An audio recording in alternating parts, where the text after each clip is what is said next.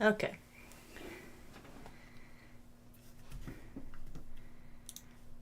Running just slightly late on account of some unexpected difficulties with some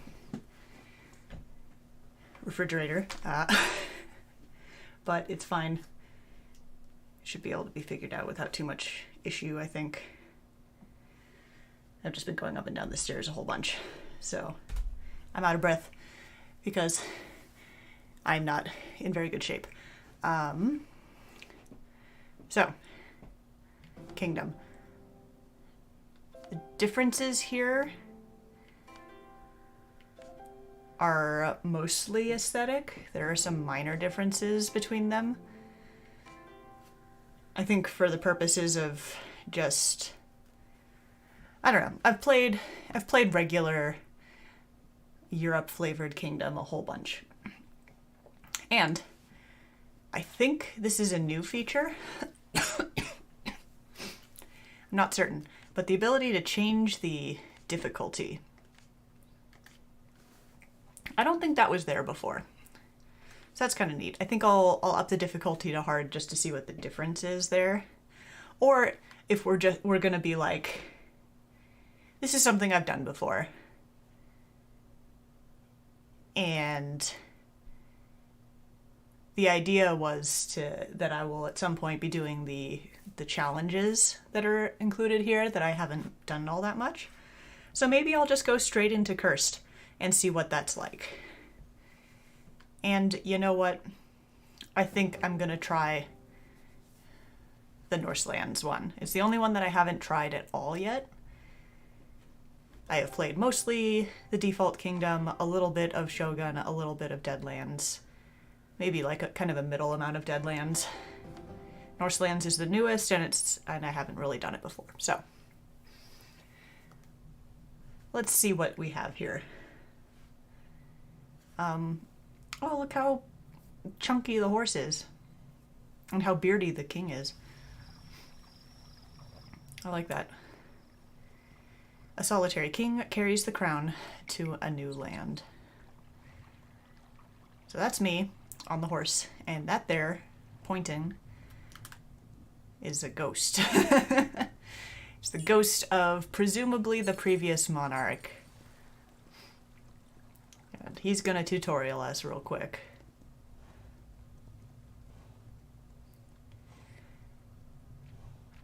I like these coins. These are nice coins. They're usually just kind of like gold circles. Okay. So the basic mechanic of this game is that you use your coins, displayed in the upper right-hand corner in your little thingy, to recruit people and to give them, to like get the equipment that lets them do stuff. Guys with hammers can build things for you with their hammers. Guys with bows will hunt, usually it's rabbits. Is it still rabbits? Looks like rabbits, maybe squirrels too. That will produce more coins.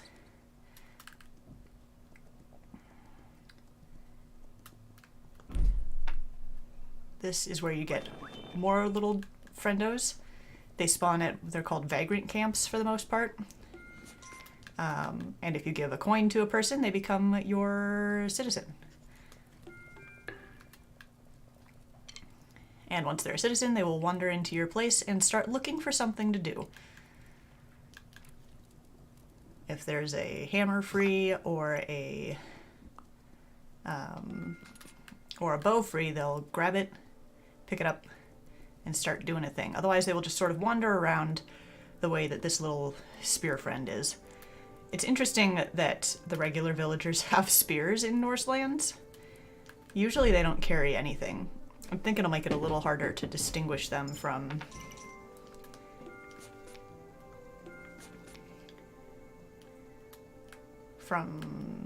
just like other people.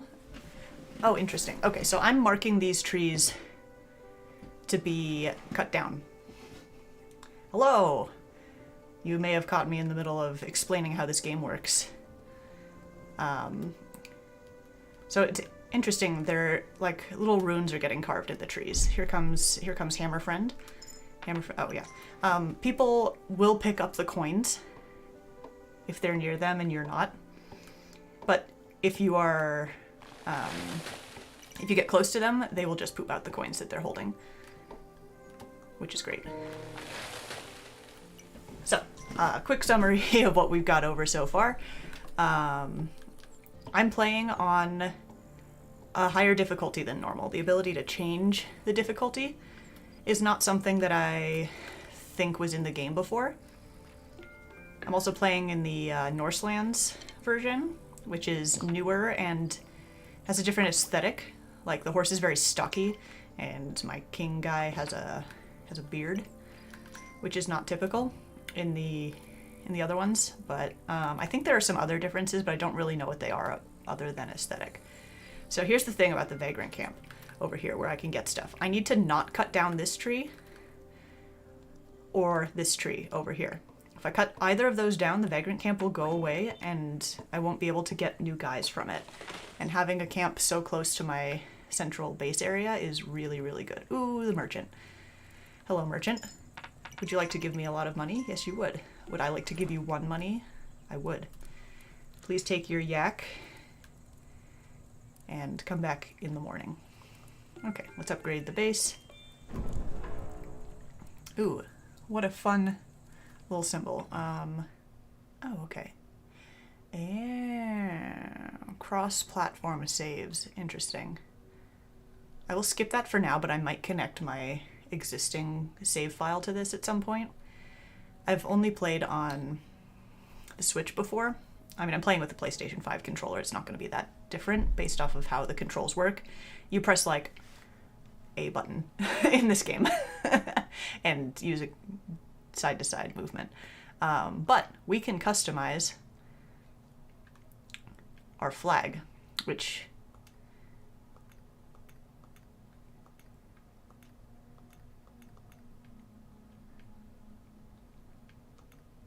is interesting. Can I change the pattern at all?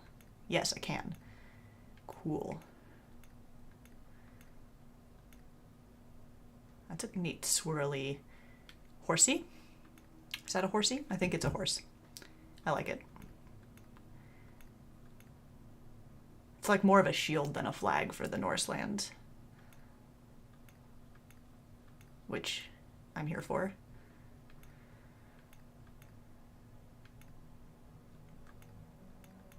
Let's just do a quick scroll through all the different aesthetic options for the over the top. I think we're probably going to stick with the cool horsey thing because I like it. Raven. Strong contender. Yeah. Okay, so we're going to do the horsey guy. And horse can be... I guess it can only be... Oh no, it's changing. I was going to say it looks like it can only be black or white, but I don't think that's correct.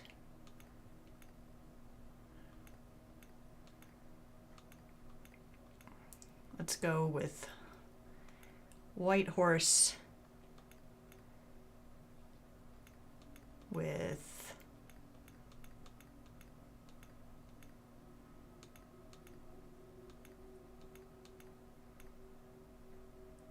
dark background. Yeah, I like that. That's gonna be my shield. And because all of this is in Kingdom 2 Crowns, it can be done multiplayer if anybody wants to try to play it with me at some point, either on stream or off stream. But it's a really fun game, and it's a really interesting strategic challenge in a lot of ways. So as you can see down at the bottom there, it says difficulty cursed.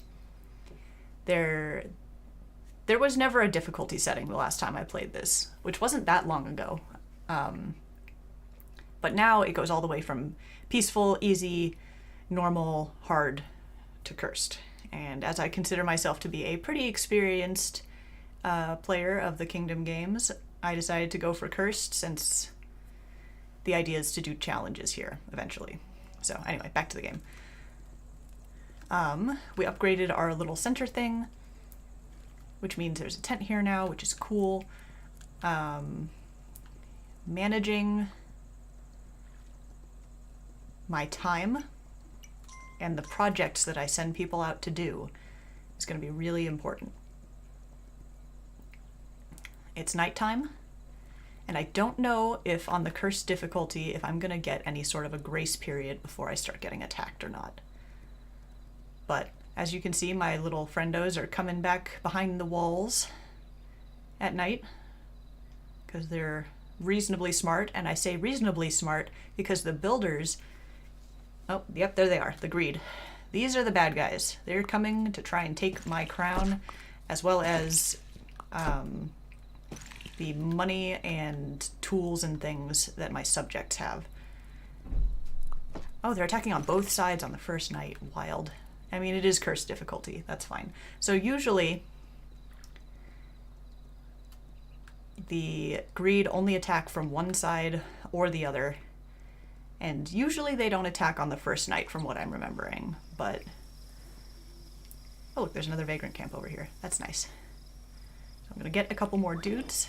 Once the greed have been slayed for the night, once the wave of them that comes after you is gone, even though it's still nighttime, it's generally pretty safe to go in a direction. So what I'm gonna do is I'm gonna go exploring and see what I can find.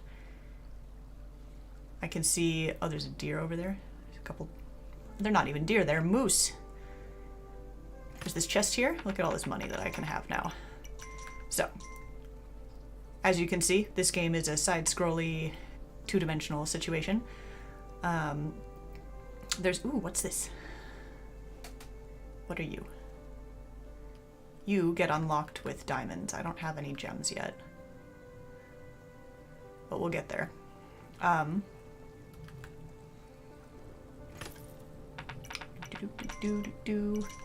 Get all the money.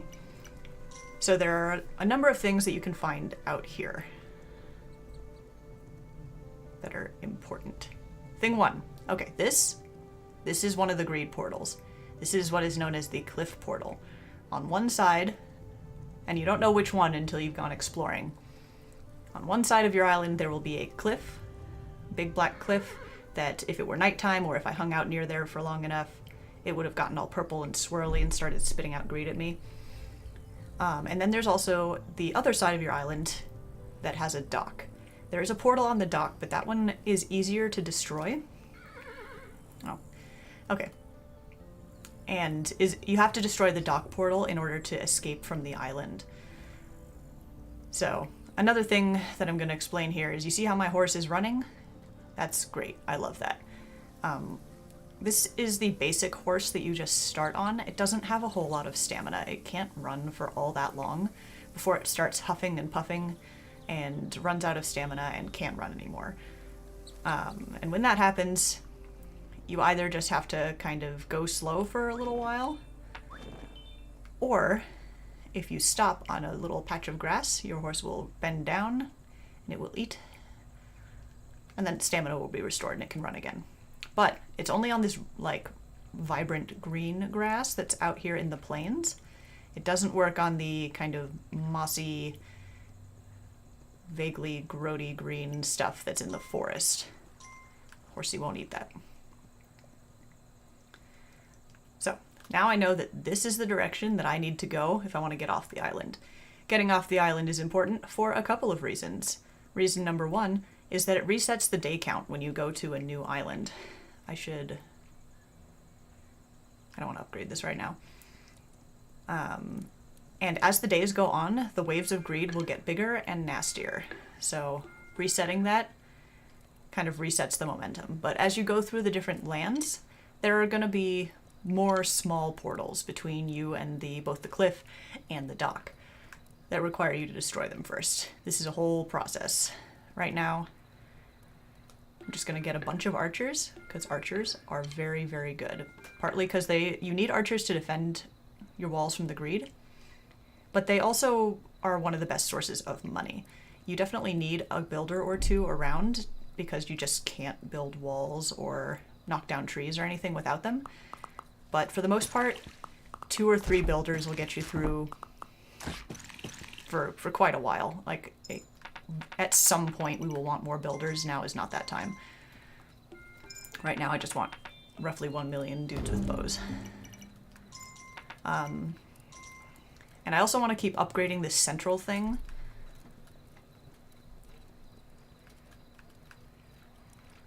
For reasons. I like the more I'm explaining this stuff, the more I'm realizing how much there is to explain. And I'm okay with that. It's a pretty involved game, and it's worth understanding what's going on here. But, and you missed the very beginning of this, Snuffy, but the tutorial that the game gives you is barely anything. It like kind of teaches you how to press the buttons and then is like, good luck. So, me knowing what's going on here is as a result of having played this game a whole bunch. I highly recommend playing it if it's something that seems interesting and, you know, trying to figure out some of the stuff yourself. But then again, I'm explaining a lot of how the things work. So, there's a couple different things around here. There's little dirt piles.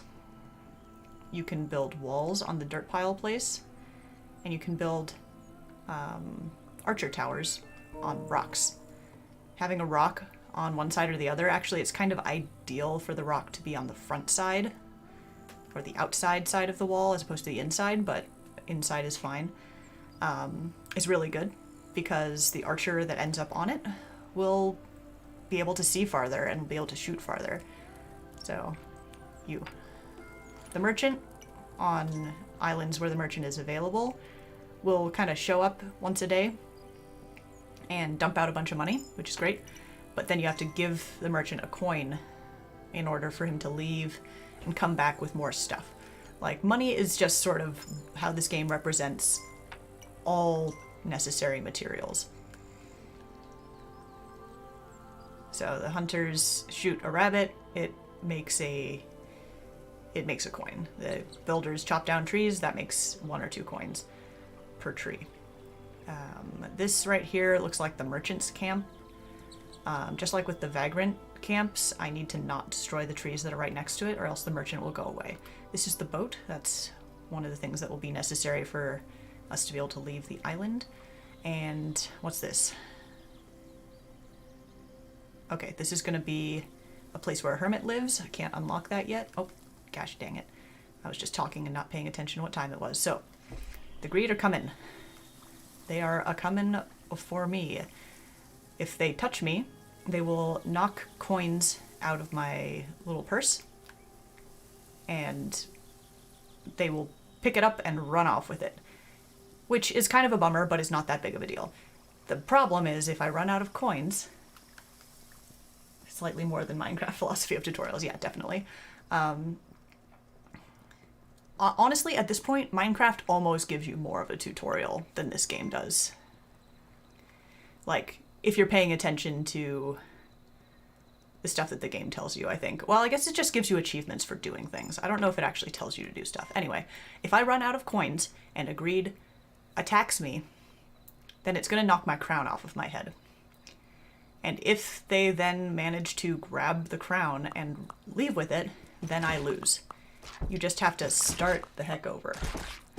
So, I need some better walls. I'm going to need some better walls fast. The greed are absolutely escalating faster than normal, which is, you know, kind of to be expected. I shouldn't be surprised by that with the higher difficulty. So, okay. By upgrading our central thing, we get a handful of things. Thing 1 is going to be that these innermost walls will, at some point or other, I'm not sure when exactly, I forget which upgrade it is, but at some point, they'll get upgraded for free. I'm not going to have to pay to upgrade those walls, which is part of why I'm not wanting to upgrade that wall, even though I probably should. I'm going to go over here and I'm going to build another wall right here. And an archer tower. I need to recruit some more guys, and I need to make at least one more of them a builder. That's gonna make things easier. Spending coins is satisfying. Yeah. Feels good, man. Also, having a bunch of coins also feels good. Go figure. Oh, Horsey's tired. Horsey don't want to run anymore. That's okay. It's okay, buddy. I really like the design of the horse in this one. Like, they always look pretty nice. There's some pretty chill sprite art going on in this game. But this one, like, I just like this stocky, chunky, like, sort of draft horse almost looking guy. Ooh, what's this? I don't know what this is. Do I need... I can't even do anything with it. There's no way to interact with that. Interesting. That's just a set piece. You are another thing that I need a coin for. Or not a coin, a gem. We'll get there in due time. Aha, another vagrant camp. Okay. Yeah, I really need my nearby vagrant camps to not get knocked down, because this one's far away and it's an issue. God. Okay, now I'm in danger. My horse doesn't have the stamina for me to run away. Oh my god. They're just knocking the coins straight into the river. I'm not even getting a chance to, like, they're not even... Okay, some of them are getting picked up and they're running away. Oh my god.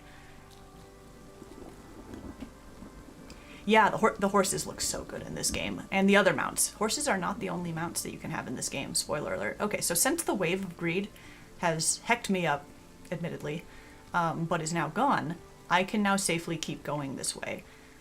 If I wasn't trying to talk, I'd be monitoring what time it is and managing my stuff a lot better, I think. But you know what? It's fine.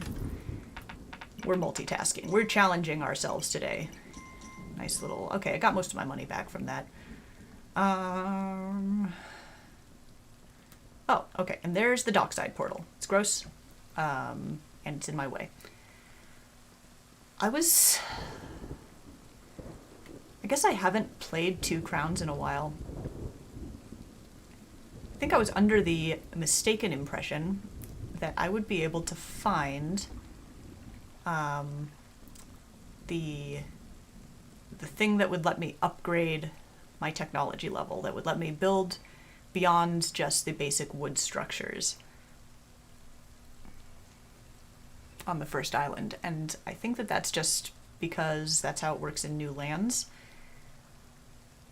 But in Two Crowns, now that I'm thinking about it, I'm pretty sure it's always been like, you have to... Yeah, getting off the first island as quickly as possible is definitely a thing that sounds familiar from Two Crowns. So even though I have a lot of experience playing this series of games, the fact that I've played so much of both and that it has been longer since I've played Two Crowns as opposed to New Lands is going to mess with me a little bit. I'm okay with it. So, because I now know that I need to get off of this place just ASAP, I'm gonna get some builders started on this boat immediately so that we can just get the heck out of Dodge. We don't want to stay on this first island very long at all. First island sucks. There's nothing here. That's not true. There's some stuff here, and it will be worth coming back to get it later, but it's hard to last for very long.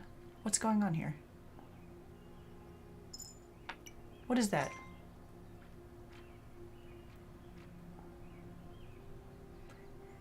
This wasn't here when I left, I don't think. Okay, anyway.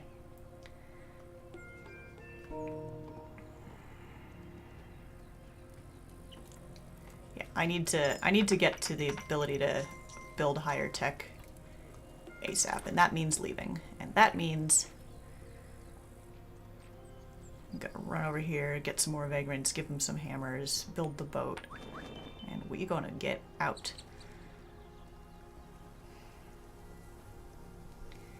Beep, beep, beep. No, don't you pick it up. That was for him. Okay.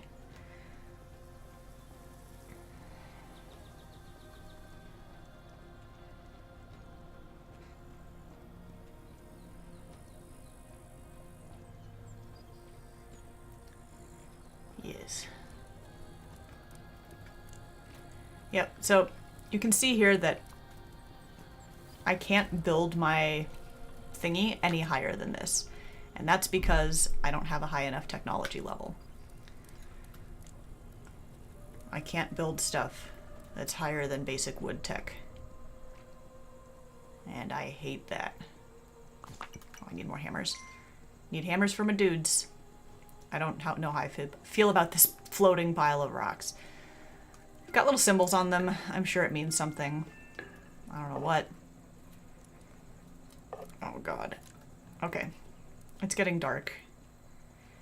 And my builders are gonna go out there and they're gonna get themselves in trouble, almost certainly. It's not necessarily advised to go with them. I think it may be worth it in this case.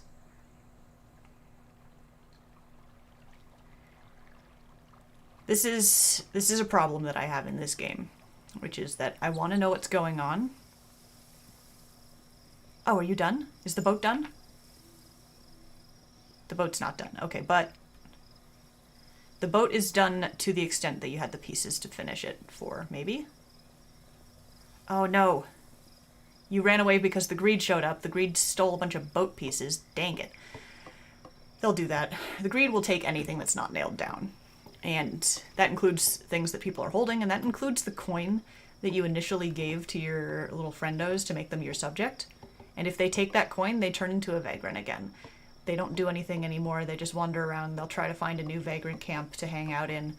And you can get them back if you pay them a new coin, but, you know, managing your resources, which is mostly just managing your coins,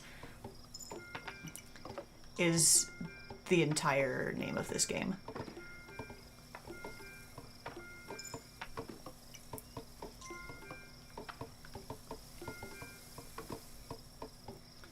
So I think on the first island, when you unlock the boat, you just end up getting all of the pieces.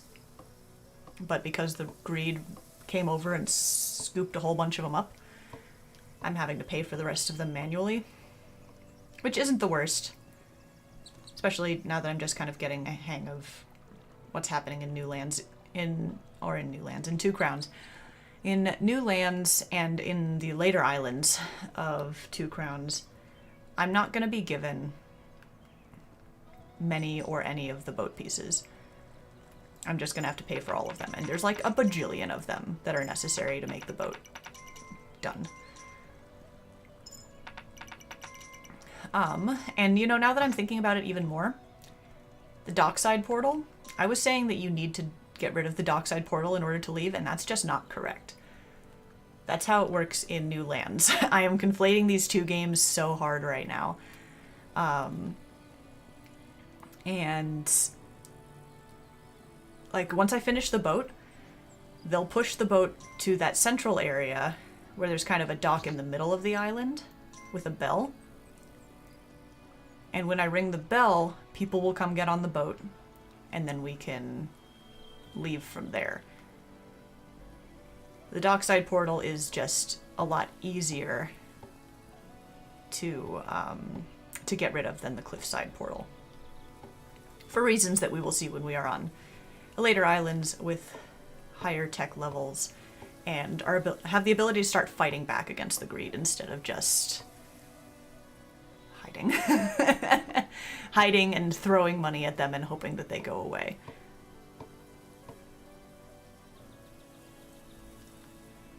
So, I could, and maybe even should, pay these last 2 coins to put it in the water, but I'm gonna wait until morning out of just a little bit of caution.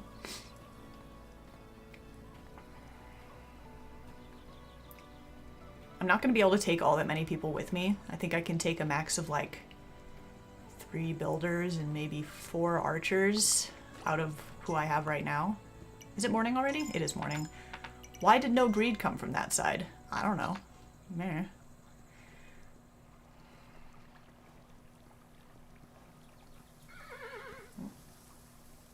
Where's he?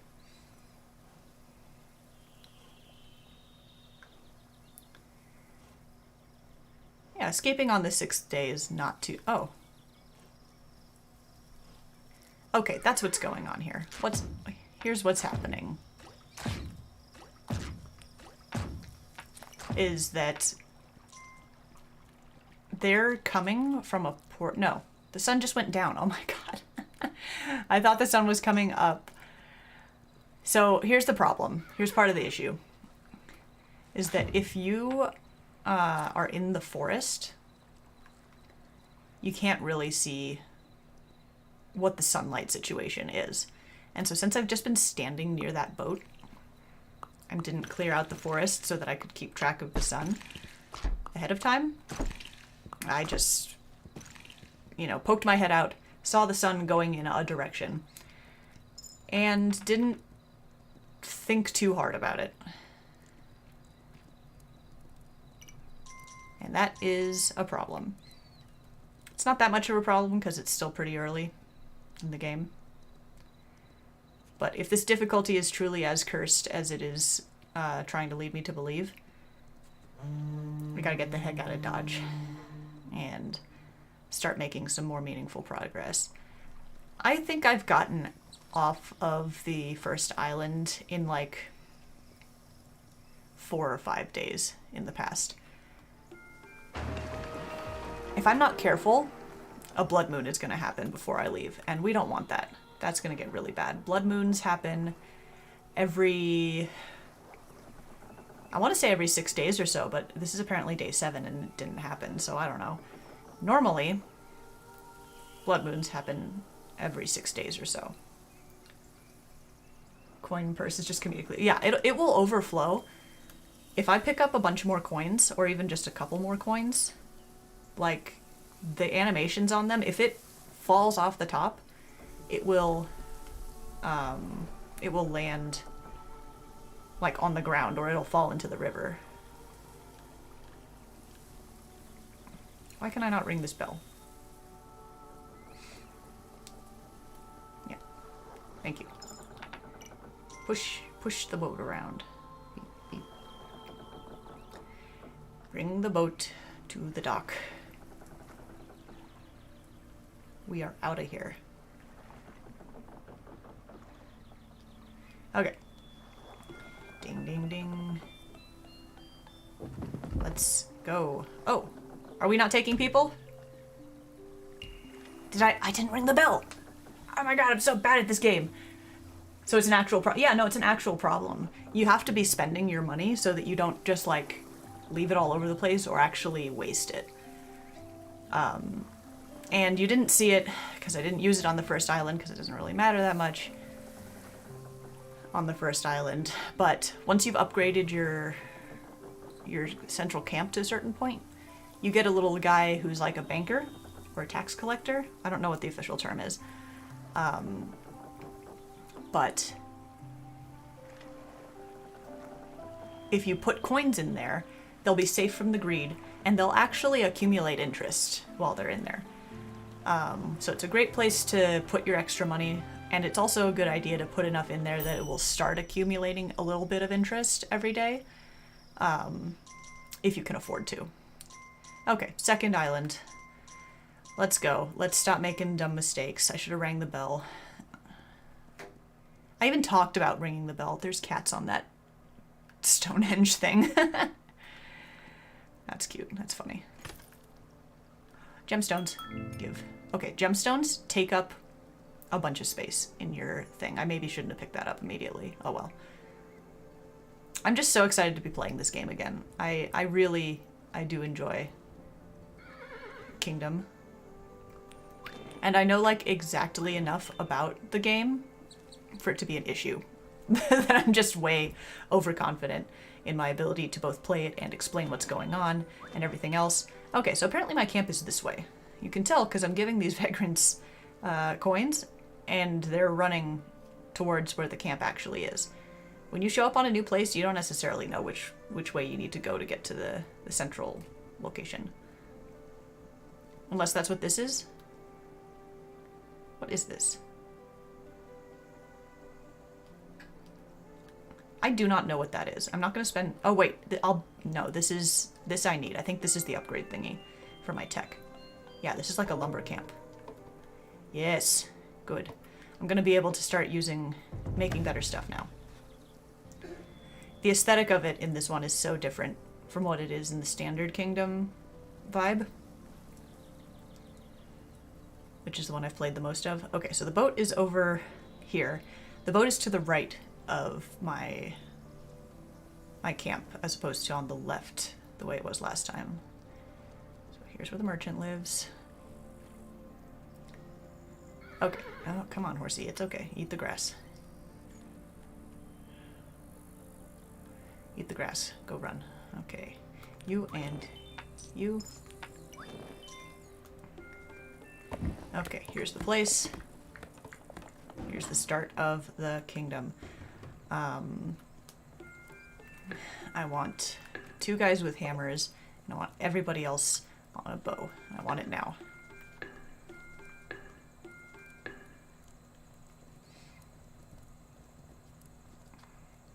Oh my god, the sun's going down.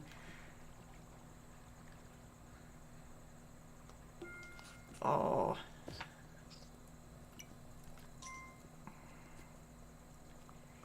So normally, on the lower difficulties, I wouldn't build this. What are you doing? Are you just pooping out coins? Is that a thing now? Okay, anyway. I'm gonna have a guy build a wall on each side, because I just don't trust it. I got attacked on the first night. I want these basic walls.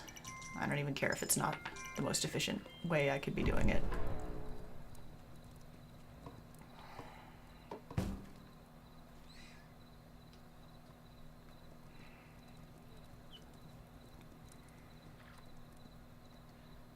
Okay, as soon as the sun comes up or the greed are defeated, I'm going to start marking those trees over there. I'm going to start whacking them down.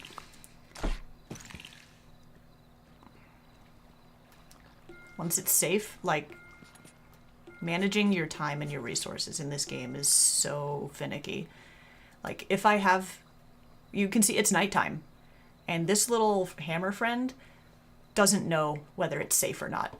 All they know is that I have told them to go do a job that requires hammers. And they'll go out there whether the greed are coming or not. So, if I tell them to do that, and I don't know that it's safe, I could end up losing them. Which... You know, I can get them back. As I mentioned before, I can give them a new coin, they become a new person, but the greed will run off with their hammer. That's going to cost me a total of 4 coins to get them back to the way they were before, between the cost of the hammer and recruiting them back. So, when stuff goes wrong, it's definitely not like, oh, it's not recoverable, unless it is, because sometimes it is. But, it costs a lot to make up for mistakes sometimes, depending on, like, if the greed get in here and, like, take everyone out, then it's just a matter of time before I run out of coins and the greed start taking my crown. And no one wants that. I mean, the greed want that. I don't want that. Okay, so this chest, I think, is another one with gems in it.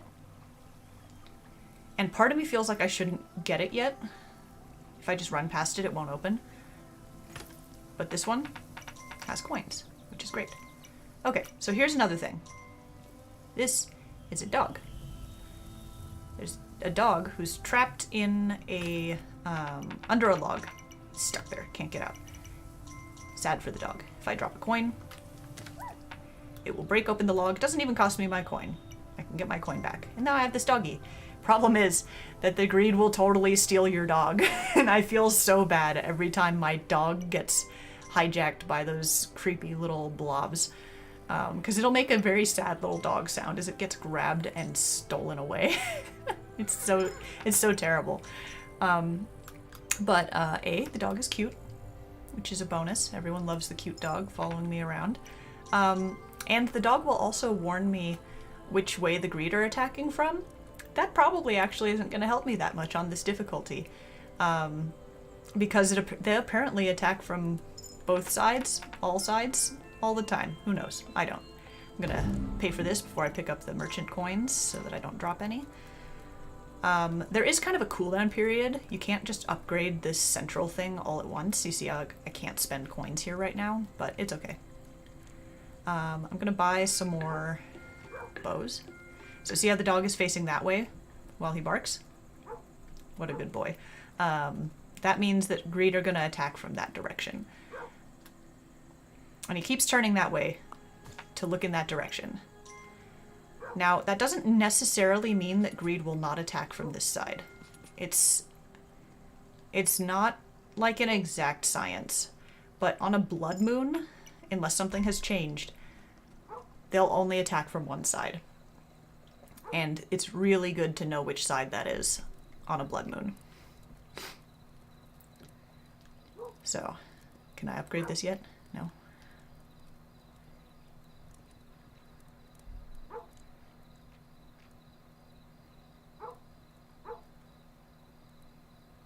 Coming? Doggy says they're coming. I believe this good boy. Yep, there they are. So there's greed on this side, and that's fine. The archers will take care of it. But see, they're over here too. So it's not that useful outside of the blood moon. Oh my god, they're taking down the thing so fast. It's stressing me out, man. Man, I gotta hustle. Okay, I'm gonna build this wall, and I'm gonna build this tower. Give myself a little more wiggle room. And I'm gonna keep hacking down these trees. There's a handful of reasons why it's good to do this. For one, you're not actually losing the coins you put into it. Every time a tree gets cut down by a builder, it will produce between 1 and 2 coins. So you get more than you put in for clearing the trees, but it also expands this nice green grass that the horse will eat, and that's also where rabbits spawn. The hunters are constantly going around shooting at rabbits and getting coins from it. And more rabbits spawn, the more grass there is. Now, deer, or in this case, moose, spawn in the forest, and they're worth more, but they run away, and it takes like 3 arrows to kill them. It's generally more consistent for them to be hunting the rabbits all over the place. If I want to expand further this way, I'm going to have to go this way and then like cut back in this direction in order to avoid cutting down the camp of the merchant, because it's just such a good consistent source of coins. But you can't just cut down whatever trees you want, as you may have noticed. When you're in the middle of the forest, you can't just cut down those trees. You need to find a clearing and work from there. And that's gonna get sketchy. Because I'm gonna have to send my workers all the way out here to start cutting trees back this way in order to get access to that. Now, that is something that I think I want. Oh, I don't know if I should have done that. Got these vagrant camps out here. I want to expand in this direction and get closer to these. Get, like, area that is under my control closer to the camps. And this is a quality of life thing from 2 Crowns as well. You see how my new citizens, how they've got a little pep in their step and they're like jogging towards towards home? That's great. I love that. In new lands, the little jerks will just mosey at the slowest pace after you recruit them. It is agonizing, and they will just constantly be getting caught by the greed because the greed is still faster than them. Like, these guys cannot outrun the greed at their current pace, but like in new lands, they don't start being like, oh, I should jog. until they're like, until the greed are like upon them pretty much. And these poor little saps. Okay, I'm just gonna have to accept the fact that I think I've lost those builders. It's fine. Ultimately, I got 4 people just now. See, floaty rocks. Floaty rocks just be manifesting in my camp, which I guess is fine.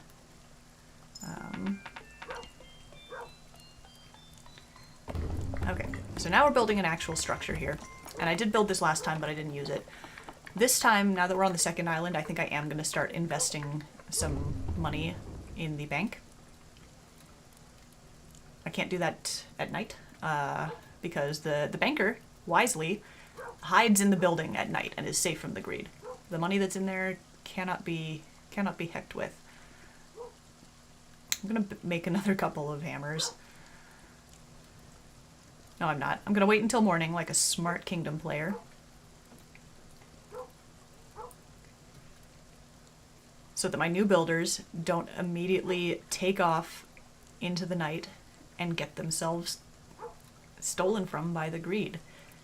The way that the ones that are over there. Because if the ones who went out there to chop down those trees that I marked, if they don't finish that job, any new builders that exist will see that unfinished job, like in their little AI brain. See, he's running off.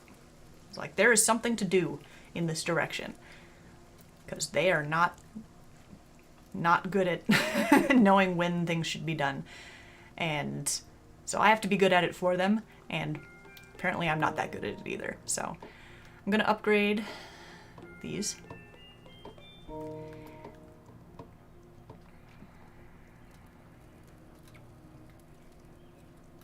Ugh.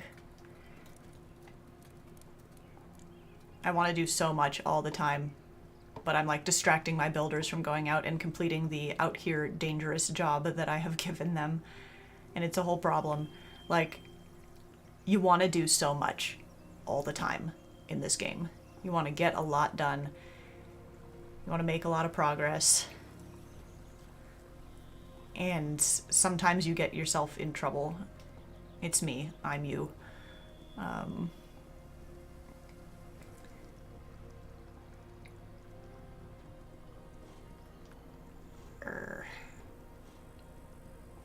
Yep. See how these 2 trees are still marked? Means builders are going to be thinking that that is something that they need to prioritize. They'll usually go for whatever job is closest to them first. In theory, I could maybe try to keep them distracted with nearby jobs.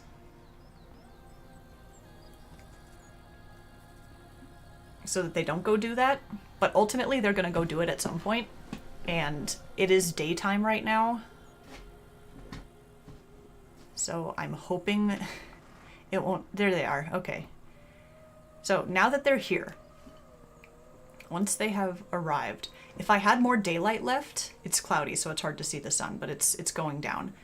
They're going to cut these 2 down, and then they're going to start running back, and hopefully they don't get got in the process. But if I had more daylight, I would have them start cutting trees down in that direction. Okay. Give me these. Let's... You... Okay. And here we go. Come on, builders. Why are you so not concerned with this... with the greed?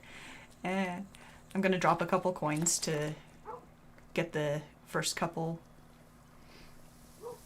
off their butts. Arrgh.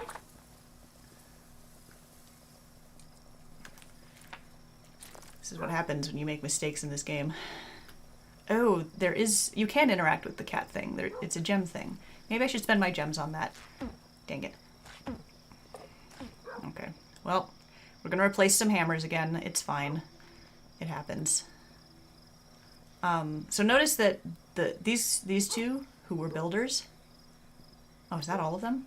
Okay. The greed aren't out here anymore. It's not dangerous anymore, of course. But these 2 were the builders. They don't immediately go to vagrant status. They get hit once, they drop their hammer. They get hit again, they drop their coin and stop being a citizen.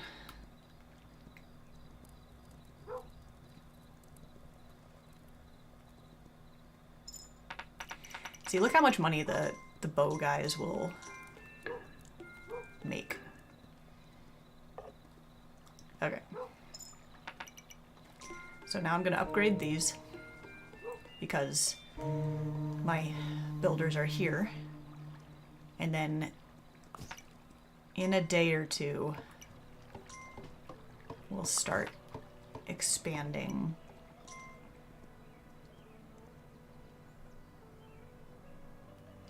Will we?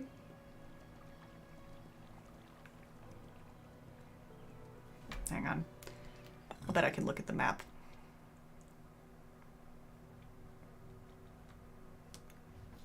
Okay. So, whenever I leave an island, I can go back to a previous island if I want to. So, and you can see like silhouettes of stuff on there. One of those is the Archer Shrine, which is cool. One of them is a horn. I don't know what that is. Yeah, one of them is I think it's probably the Warhorse, which is cool. And I don't know what that one on the lower right is. The island that I'm currently on has the stag, something that looks like a cat, which I'll bet is the cat thing, which is probably another mount, and I've never seen that before and I want it. There's the dog, which is not a silhouette because we've gotten it. There's the axe, which I guess is the wood camp, which we've also gotten. And there's a hermit of some variety. Okay, I guess this one on the lower right is probably the hermit that lives on that island. And I can't see what's on the next island yet. You can also see how many gems are available, I think. I think the 5 under the gemstone is how many exist. And you can also see the total number of portals. Other than the cliff portal. The cliff portal is big cliff portal there, but everything on the left is how many other portals exist. So the question is, do I want to start clearing out portals on this island? Or do I just want to like grab gems, unlock a new mount, and leave? Oh, and the 4 underneath that castle-y thing, I think is how many walls I have. I'm not 100% sure on that. I'm definitely not sure on that because it's not displayed here at all. Oh well, I'm gonna go unlock the cat, is the point. And I'm gonna leave the gems in that chest for the moment. I'm also gonna upgrade this an additional time. I want my outermost walls to be of decent strength.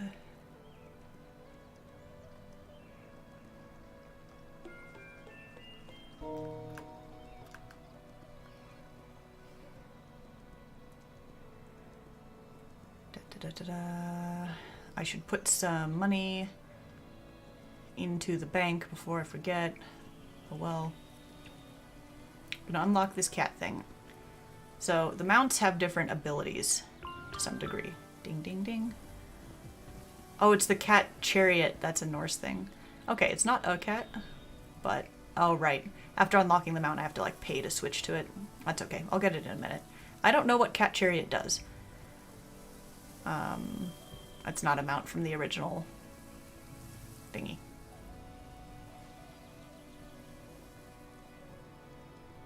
It may be able to restore its stamina anywhere. There are a couple of mounts that do that if they eat like mice instead of grass.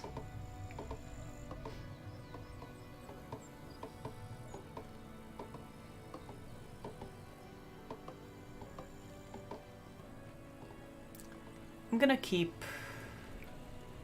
No, I'm not. It's getting late. Before too much longer, I'm gonna keep expanding to the left. Stand here. Shield your citizens from danger. Shield. Oh. Interesting. In Norselands, you can make little shields that your guys can hold. That I'm assuming protects them from like a hit or two from the greed. Very interesting. Oh, I don't have a coin for the merchant. That's not ideal. Someone give me a coin. Here's one. You give me your coins. Thank you. This is where you can buy scythes. If somebody has a scythe, they become a farmer, which doesn't do anything if there is no farm. I can build farms. Follow. Stand here. What does that mean? Oh. Okay, I gave a guy a shield. And then now he like is outside the wall doing melee combat with the greed. Interesting. It's not quite how they work in the other ones. Yeah, having even like a slightly incomplete understanding of how things work in a different version of the game is potentially problematic later on, but we'll handle that later. Okay, in the morning, we're gonna keep clearing stuff in this direction. My hunters are not bringing back enough coins, in my opinion, which means they need more space. Which means my builders have to deforestate some stuff.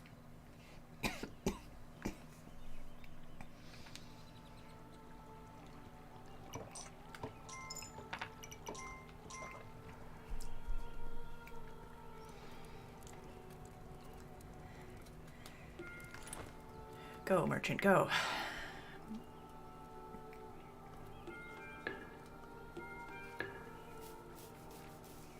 More guys with bows.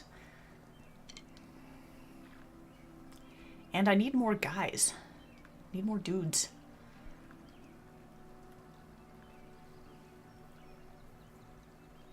Yeah, the fact that the vagrant camps are so far away this time compared to last time, it's gonna make issues for me.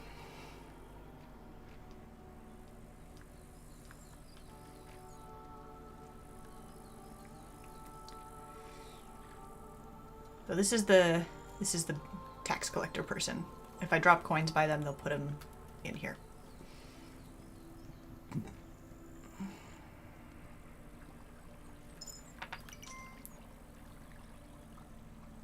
Let's cut down some more trees.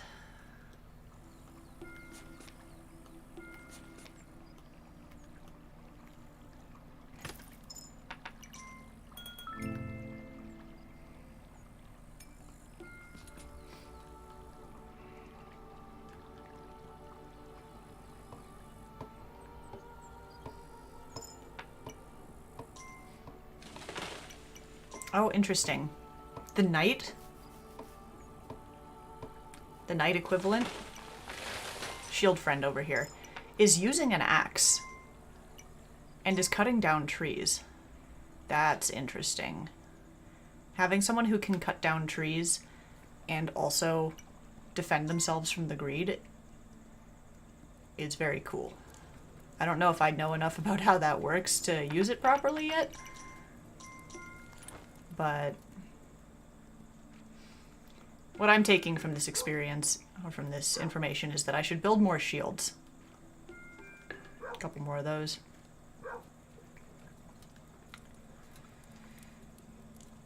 And a couple more bows, I think, for the friendos who aren't doing anything with their lives right now.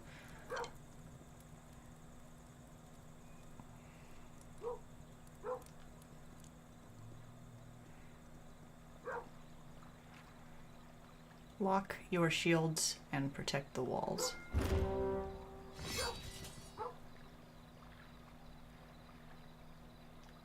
So do I have to, like, tell them to be outside doing melee? Seems like it. For the low cost of 1 coin. The dudes with shields who are on this side will stand outside the walls. Oh, but those are bow guys. I don't understand how the shields work. Oh well. We're learning, I guess.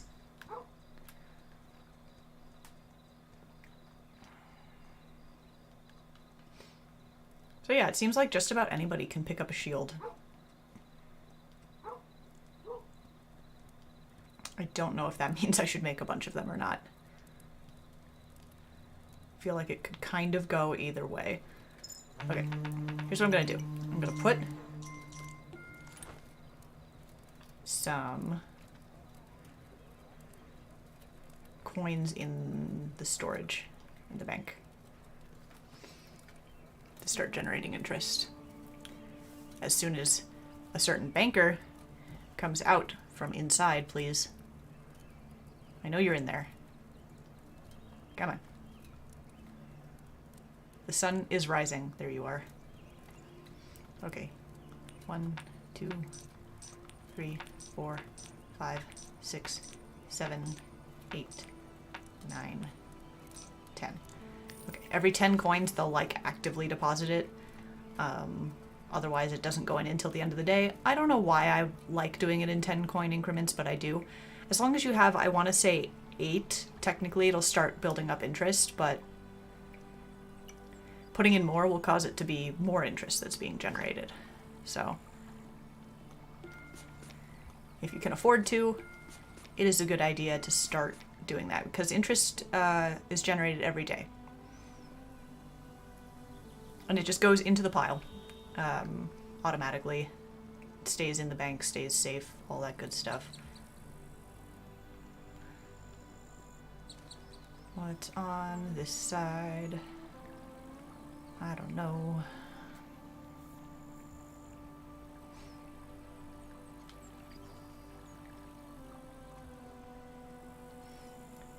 I think tomorrow morning, or rather tonight after the greed wave, I'm gonna go to the right and try to time it such that I have people cutting down the forest in the direction that I want, like from that distance,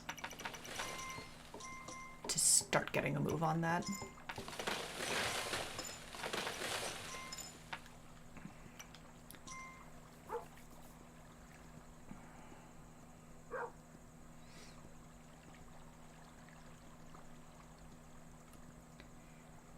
And I do think I'm going to upgrade this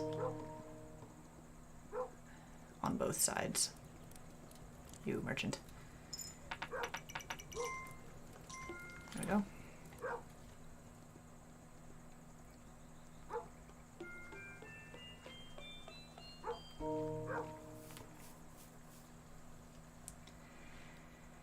I really need to be recruiting more dudes. I have a halfway decent number of archers, but it's just going to escalate. Are there not... It's day 8, and there hasn't been a blood moon. I wonder if on this difficulty they're more sporadic? Or is that just a new lands thing and I've decided it's an everywhere thing? I really don't know. Oh well. Alright, archers, get them.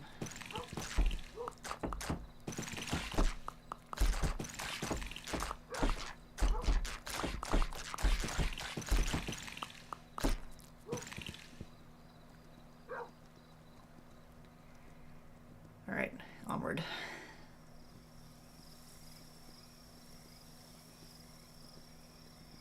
I'm also going to need to start people on the boat at some point. Oh right, the cat chariot. Do I have enough coins for that? New mounts are fun. I do. Oh, look how fast. Oh, XIV. That is in red. I feel like that might mean that that it's going to be a blood moon.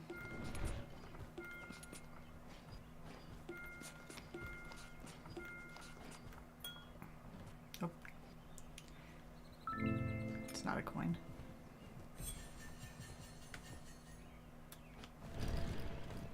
Oh, interesting. It has like a burst of speed that it can do occasionally. That's kind of neat.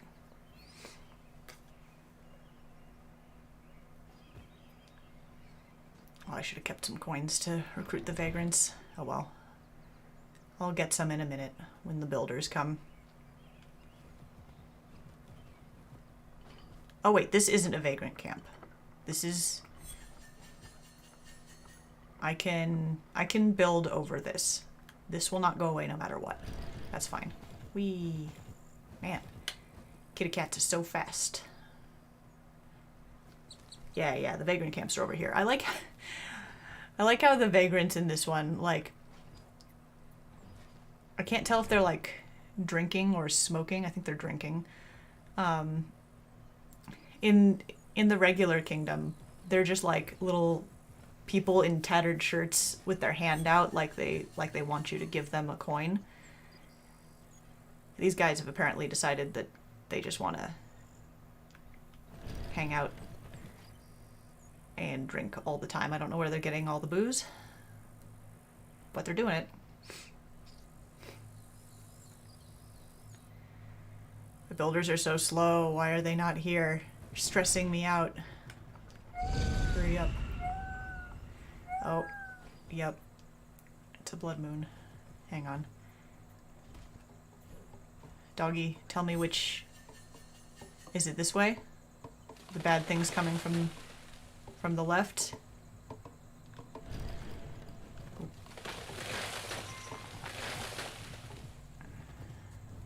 I hope that's right. I'm gonna recruit these guys and then head back.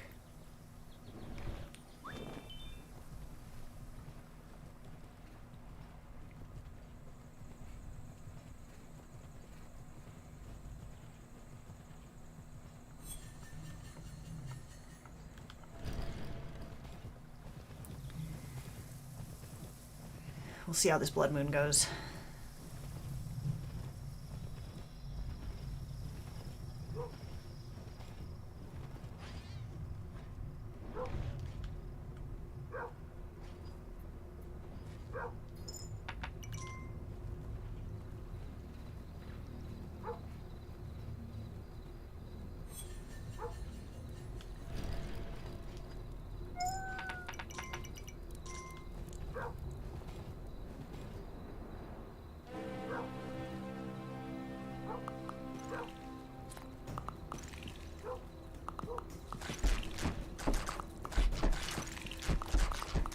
See those ones with masks on? Those take at least 2 arrows to take down. Their mask will fall off after they get hit a couple of times.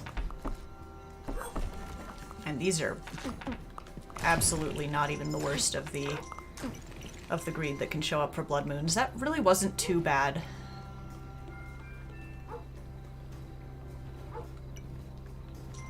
Ultimately, since there were coins as an alternative to stealing this bow, for example, they didn't take it. They took a coin. They'll just grab whatever they see first. Which means that someone who doesn't have a job, probably the original bow person, one of these spear friendos, will pick up the bow. Whee! Okay, so, other thing. The XV here was in blue. Wait a minute. I don't think I've been here for 15 days. Oh, okay, so 15 is the total number of days that I've been here, like, total. 9 is the total number of days, you can see on the map, is the total number of days I've been here. Okay, great. But it was in blue. After a blood moon, the next day is completely safe. There will be no greed activity on the following night.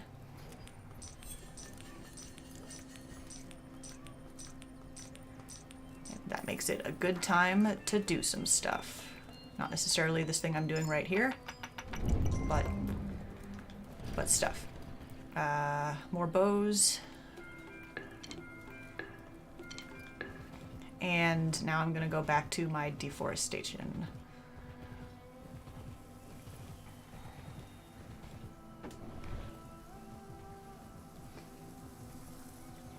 This cat carriage is so interesting. Oh, and as you can see here, my original horse is still here. I can get on it for 2 coins if I want. But the basic horse is the least good of all of the mounts. Seems to be.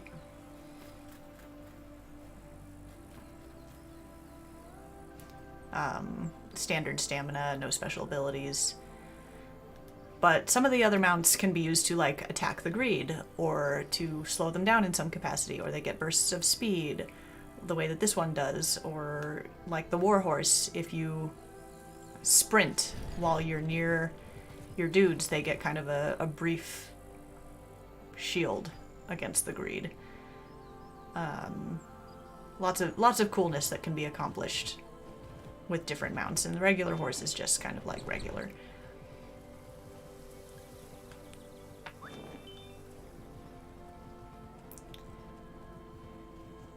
I do like it though.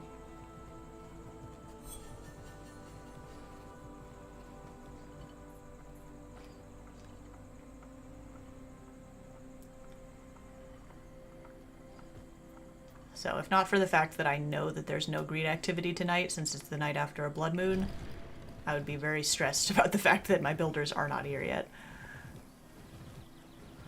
Where are you guys? Is it because I made you upgrade other stuff and you got distracted? I think it is. I don't think I have enough builders to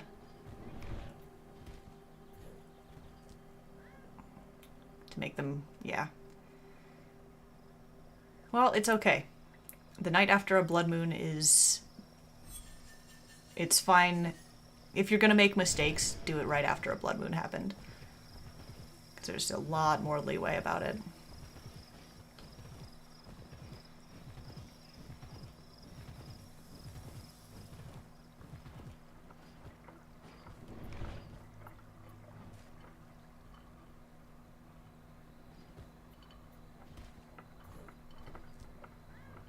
And you can see, like, when I stop, the cats will sometimes, like, kind of play, they'll like grab a mouse or something and do that.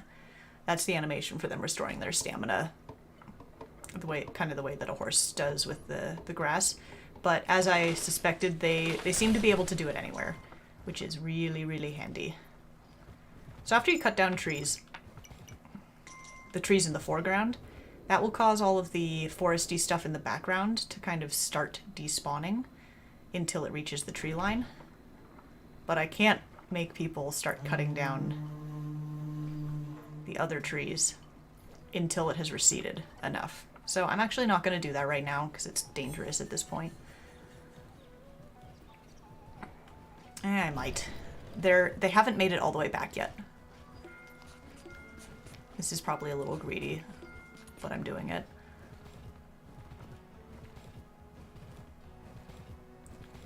Let's get another Vagrant with the coin that I have.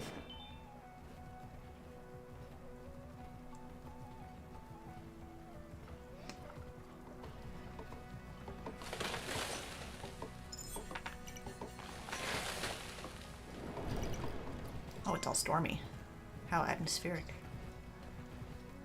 Hey, another Vagrant spawned.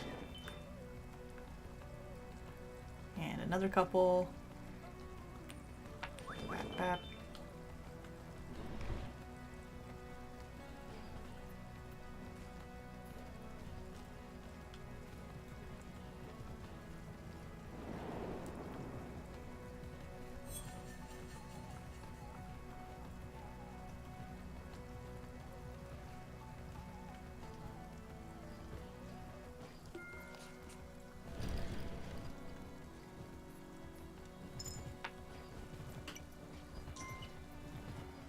So in addition to expanding this grass that the horses can recover their stamina from, which is still potentially relevant, there are other mounts that can only graze on grass that I might be interested in getting later. You need to clear trees in order to be able to access the dirt mounds and the rocks that you can build walls and archer towers on. Oops.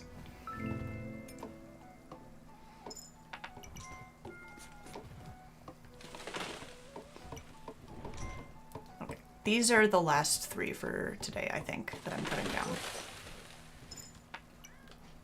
So that's really the biggest reason why I want some of this forest to come down, is I want to be able to build either this wall or maybe a slightly further out wall to keep the boat inside of the boundaries of my kingdom, so that it's easier for me to defend it, and so that I can have the builders working on it at night. Because it takes a while. It's a whole project to rebuild the boat. And it's a necessary one.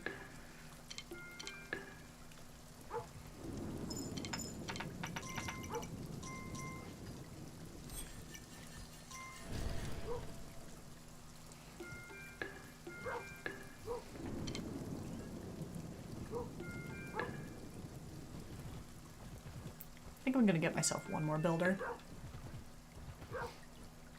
And we'll get to farmers eventually too. I don't think we'll do that on this island, because I don't know that it's going to be worth it. Look at all these coins that nobody's collected. Come on, guys. I guess my hunters are probably full. They probably can't carry any more coins on this side. Yeah, because I haven't collected it from them in forever.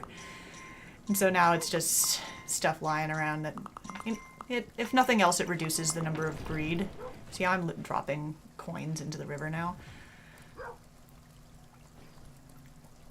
Let's upgrade this, because I've got an excess of coins. I may as well. Look how big, look how imposing my building is.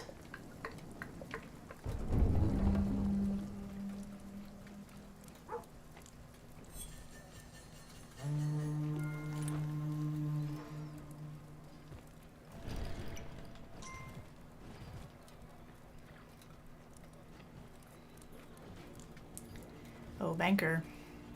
So these spots where I can buy coins, this is normally where you would be able to create knights in other things. This is what I was expecting to have to wait for before I could create knights. And I guess the shields are not, they're not the same as knights. They don't function the same way, so. I'm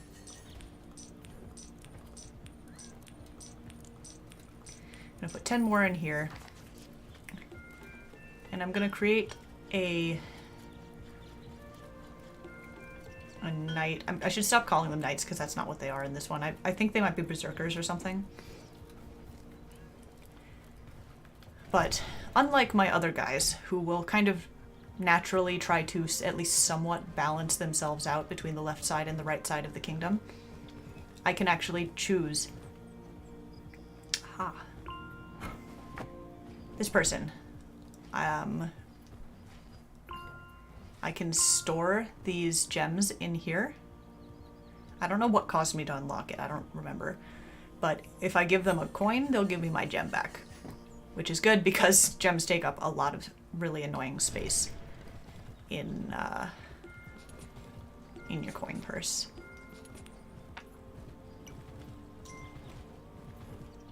So. Farms. I'm not doing it right now, but these spots with the water, that's where farms can be built. And farms are an excellent source of long-term money, but you can't go too crazy with them. For one, they're difficult to defend, and for two, they're expensive on the front end cost. They'll make you a lot of money in the long run, but it's not as constant of a flow as the hunters. So it causes like large cash injections as the stuff gets harvested, but instead of getting like a few coins at a time but kind of constantly, you get a bajillion coins but infrequently.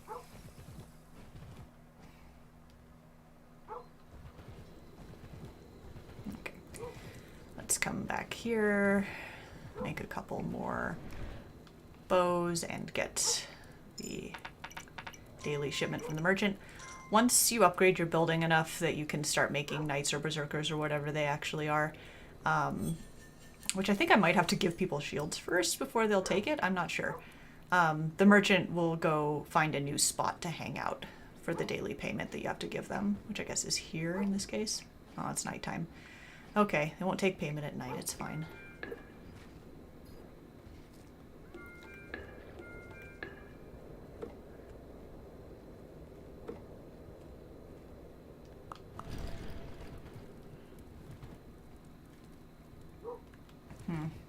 don't know why no one's taking the berserker position.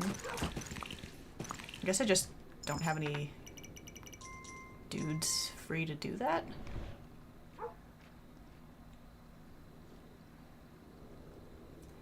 I don't know.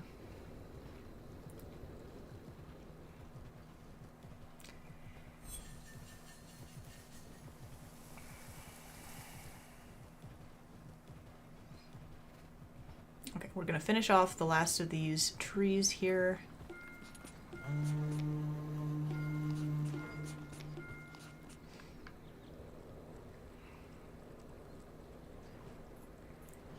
And then once that's done, I'm gonna build and upgrade this wall. That may have to wait until tomorrow. And build and upgrade an archer tower here. I may only do a basic archer tower here. When it's on the outside side, it doesn't really need to be as powerful in order to still be really effective.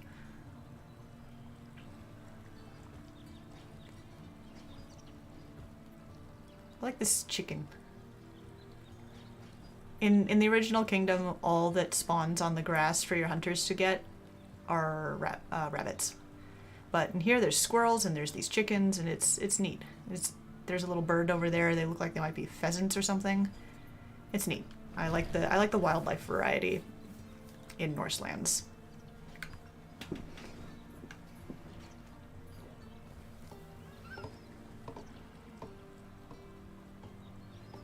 So if I was on a further island and I was worried more about long-term stability, I would probably expand a little farther out so that I could get this farm.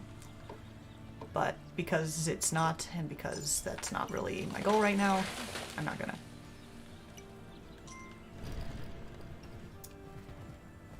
Alright, let's all just go home and be safe and maybe upgrade this wall. Nah, I'm making another outer wall on this side. We'll upgrade the left side wall.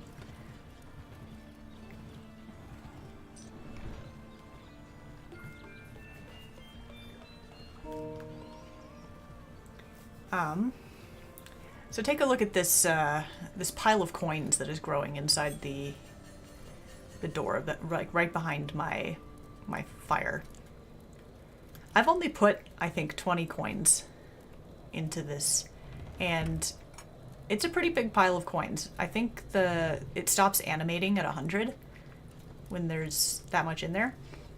And so most of the money that's in there at this point, or at least a pretty significant portion of it, is just interest that has built up over time. And if I stand near the banker and like just kind of sit there for a second, they will poop out a bunch of coins for me out of the bank. They will give me enough coins to fill up my coin purse, but not overflow it. Up to 1/3 of the total money that's in the bank. So they won't give me more than 1/3 of what's in their total at any one time, unless I stand there and ask them for it multiple times, which they will do. Oh god, the coins. Let's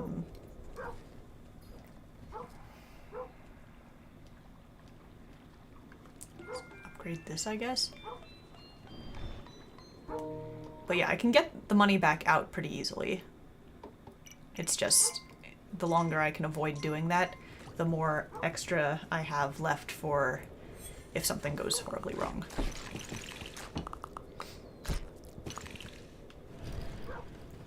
Alright. We zoom over here. We build. We build. We recruit some more guys from over here.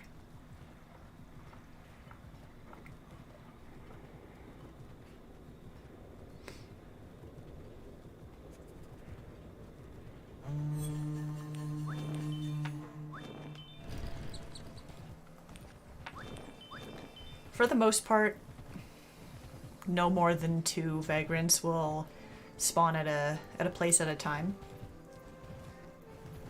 I don't remember what interval they spawn at exactly. But it's good to go check depending on how far away they are, either every day or every couple of days to get them, so that the slots kind of free up for more guys to do stuff. The bank is super handy. It's really, really good to have the long-term, like, backup. And it's, even if you're not like, oh man, everything's gonna go horribly wrong and it's gonna be a whole problem, it's a better place to put your money than in the river or on the floor, you know? Where are my builders? Why are you not here yet? Move faster. Thank you. We got stuff to do, friendos. I quite enjoy the aesthetic of the king in this. The monarch, by the way, can be a king or a queen. It's determined somewhat randomly when the game starts. I don't know what the queen looks like in this one, but there's a generally dude-shaped sprite and a generally girl-shaped sprite in all of them, as far as I know. And they function in exactly the same way, it's just an aesthetic thing.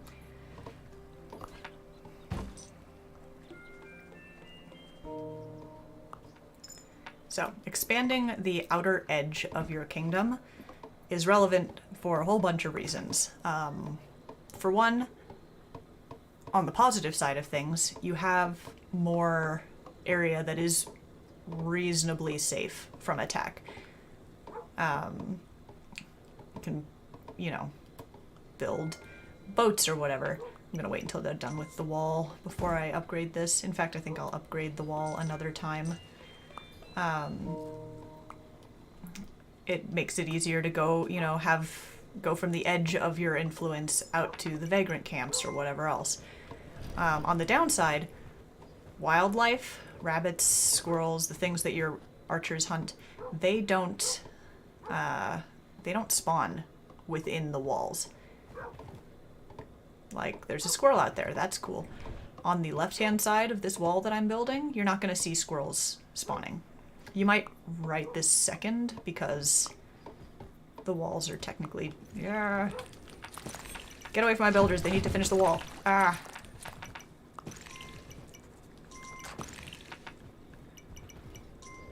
Everything's fine. I shouldn't have gone for that last upgrade, that was greedy.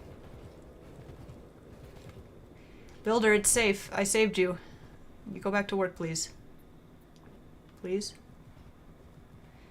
Please. If I upgrade this, will you come over here? Yeah, you will. Okay, great. Anyway. The bong noise.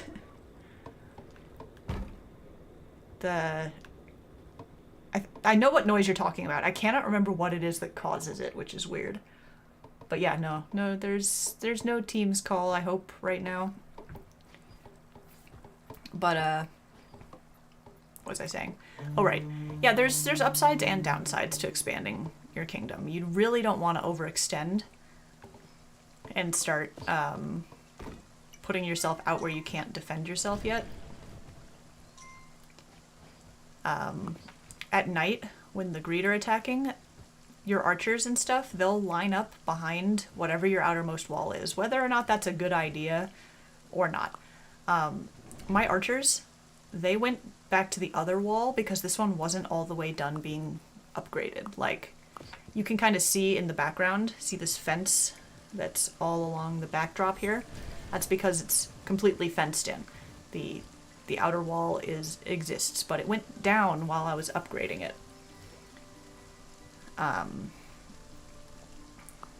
Which meant that it wasn't considered the boundary of the kingdom at the time, which is why there were no archers to defend the builders who were still working on it. And if you build, like, part of why I got greedy is because I wanted the highest possible wall right here, because everybody will consider this the edge of the kingdom, even if there's a rickety, tiny, barely will keep anything out sort of wall there. So there's a lot of a lot of pros and cons to be weighing at every given time about what you want to do. Your archers will also, like, they'll go out hunting, like, from the edge of your territory. Since stuff doesn't spawn on the inside, they will, you know, head to the outside looking for prey. It also makes it easier for vagrants to make it safely behind the wall when you recruit them into citizens. They don't have to run as far. Because, as we have discussed and to a lesser extent have seen, they're not as fast as the Greed.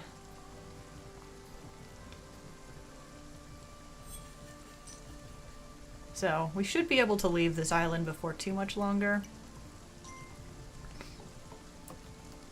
I still haven't, like, fully decided if I want to... Oh, did I lose my dog? I think I did in that panic I had a second ago. My dog got nabbed. It's too bad.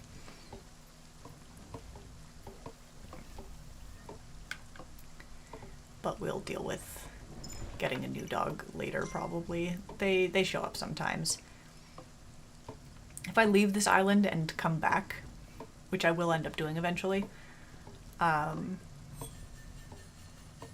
the dog will, a new one will spawn there.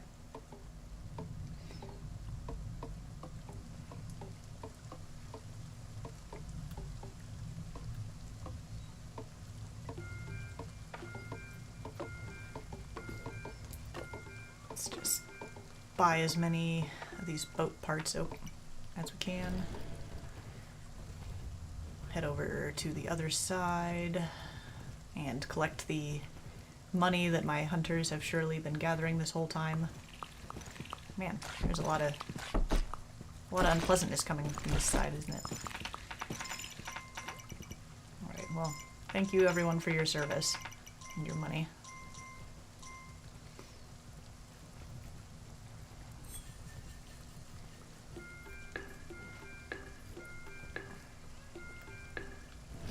Oh. The shields that were up here got replaced by flags. That means that somebody who did not have a job picked it up and became a knight or a barbarian or whatever they are in Norselands. And it also means that they've got some... What's that?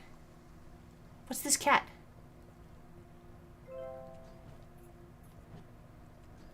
There was a little heart.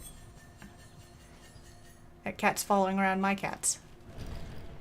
Having a little bit of difficulty, it seems.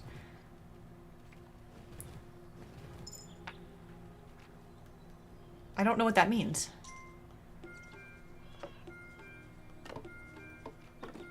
So, here he is. See this little axe-wielding friendo with the shield? And some archers. These archers are now following the leader around. They're squires, or just bowmen, who are now assigned to this person. They follow them around. And that's one of the reasons that you want to have a whole bunch of bow guys, is because your knights or whatever will sort of commandeer them for defending the kingdom, and they're not gonna, the ones that are doing that are not gonna be out hunting and generating money. The archer towers are also, like, they're populated by archers. Wait a minute, did this cat spawn because my dog is gone? Is that the advantage of the cat carriage, is that you can have a cat instead of a dog? That's interesting. That's so funny. I'm here for it. It's following me around in much the same fashion.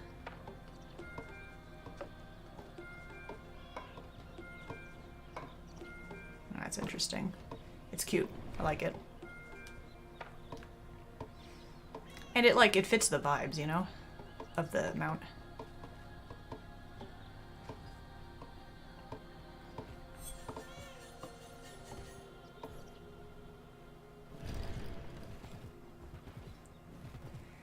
Okay.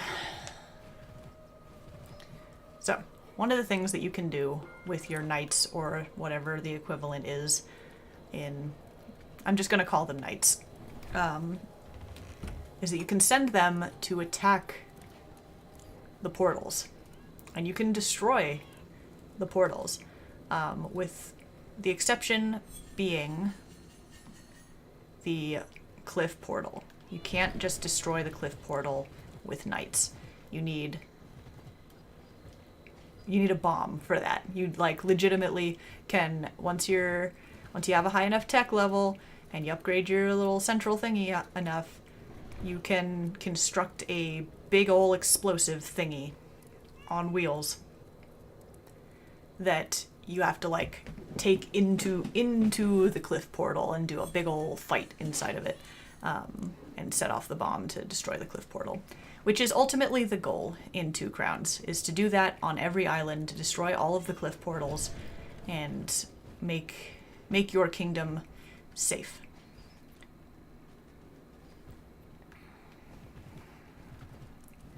So even though we did not have the ability to do that on the first island, we didn't have the ability to destroy any portals on the first island. And we don't have the ability to destroy the cliff portal on the second island, we can get to work on getting rid of the other stuff. Oh god, look at all these monies. Which I think I'm gonna try to do. Instead of just moving on to the next island, I'm going to, as soon as the wave from this side is gone, I'm gonna run in this direction, and I'm gonna determine whether or not, like, which side of the island is on the right. It's morning. I guess there's just no wave from this side right now. That's fine. Or there were just enough coins lying around for it to not be a problem. I find that somewhat unlikely. The waves are getting pretty big.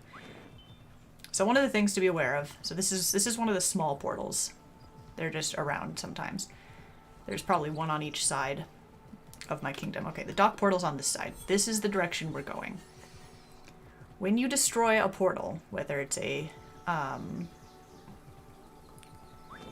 small portal or a dock portal or not a cliff portal, everything other than the cliff portal, if you destroy a portal, there will be a retaliatory wave of greed.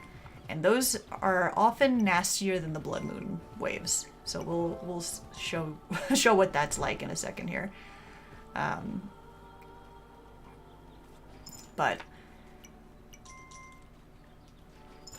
once the cliff portal's gone, unless I guess if you destroy the cliff portal and there are still other portals left, the retaliatory wave might still come, but destroying the cliff portal is usually the last thing. We're gonna have this just in case we need to bail. Like if I'm accidentally out of my depth here, the ship is ready.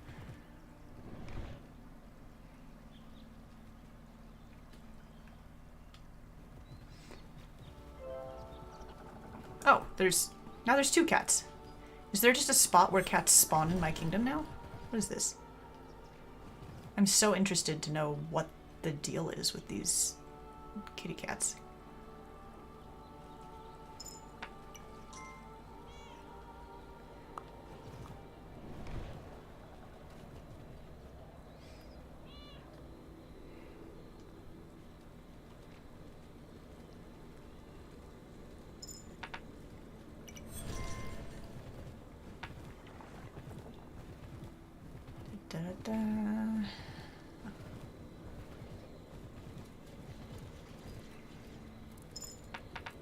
Oh, one of my knights got.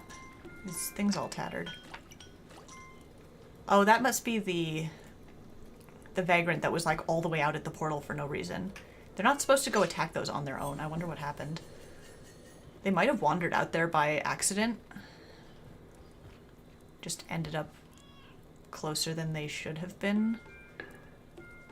I do not know why.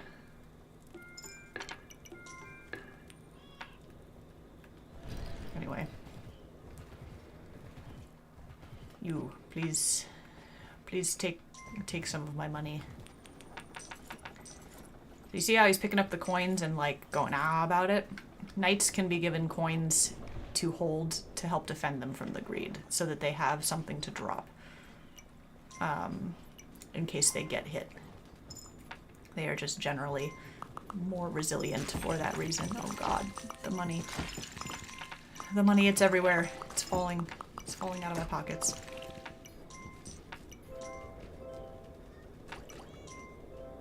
Is it this guy? You, weirdo, are you spawning cats? Or petting my cats? For some reason? I don't know. Anyway, we're gonna go attack a portal. We're gonna send... Why can't I send both platoons out?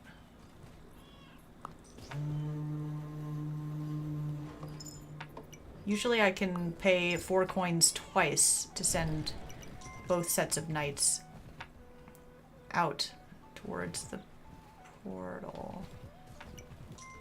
I would like to. Can I? It's not letting me. I'm upset by this development.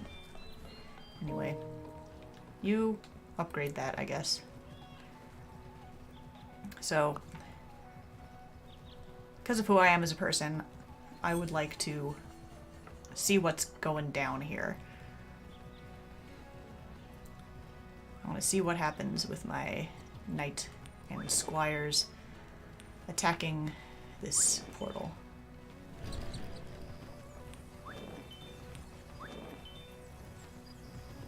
I like to keep an eye on it. Sometimes I'll just, you know, jump in and drop some coins if it's going badly.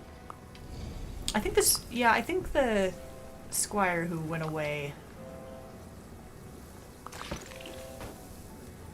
dealt some damage to this portal first.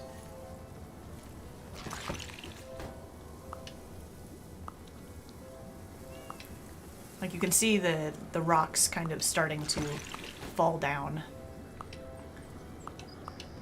So the purpose of the melee friendo is to defend the archers from the greed. They don't go up and attack the portal, they just stand in front of the archers. The archers plink away at the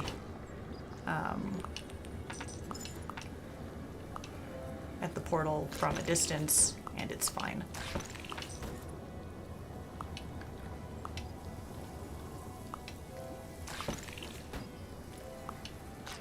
I forgot the greed coming out of the portal is being attacked. They won't actually largely pick up coins rather than attack, but I can drop them on the knight.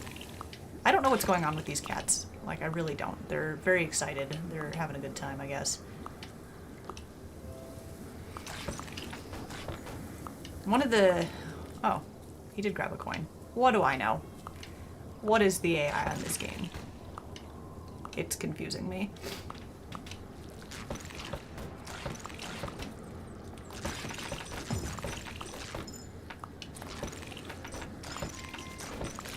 So here's one of the problems. It is nighttime now. This portal is not just spawning greed to defend itself anymore. It's spawning the normal wave for the night. And that's a thing that gets sketchy. That's part of why I wanted to send 2 of these guys out here so they'd have twice as many archers, deal twice as much damage, and kill it faster. I don't know why it wasn't letting me send both out there. It turned out okay because I have so much money that it's just falling all over the place.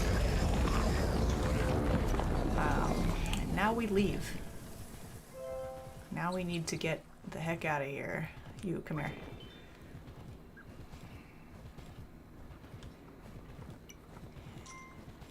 Da-da-da. And now the real nastiness is gonna come.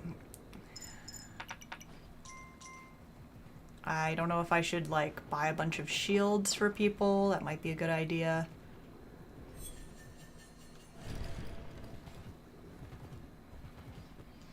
I don't know if any of them will come grab them right now. Since they're all at their posts, being like, the badness is coming. And I don't know which direction the badness is necessarily going to come from. Once you've destroyed all of the portals on one side of the place or another,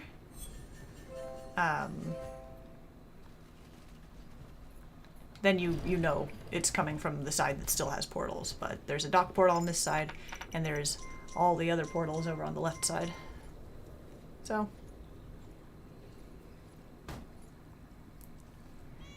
who knows? I don't.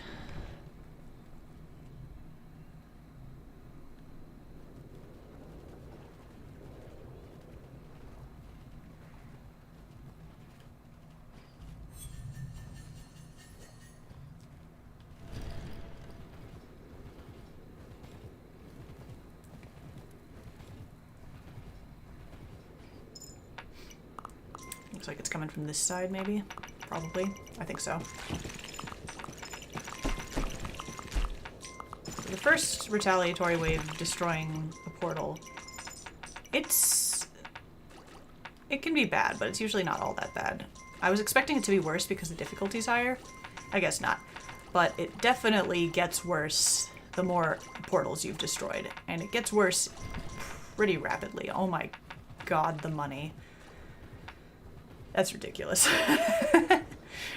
Maybe I'm being a bit overly cautious here because the difficulty is referring to itself as cursed. Like, maybe that's just straight up an exaggeration. I don't know, but we're going for the dock portal now. I legitimately do not understand why I cannot send both of my Knight Squire thingies out at once. It doesn't make any sense to me.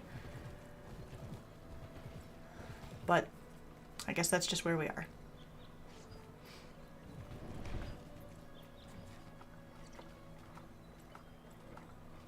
Oh, one of the things that's pretty relevant about destroying the dock portal that I forgot about until just now is that once I destroy the dock portal on an island, I can build a lighthouse there, which will allow me to return there without wrecking my ship in the process and having to rebuild it.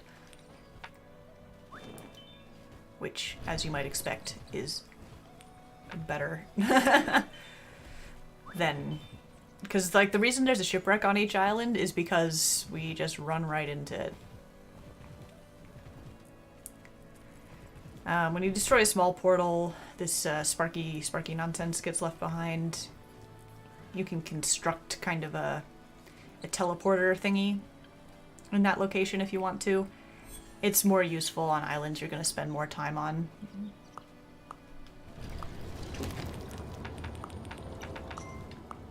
Just drop a bunch of those preemptively. Oh, you know what? I know what's going on here with these cats. I think the fact that greed are spawning is freaking them out and they're running away, but the fact that the cat mount is here is attracting them back.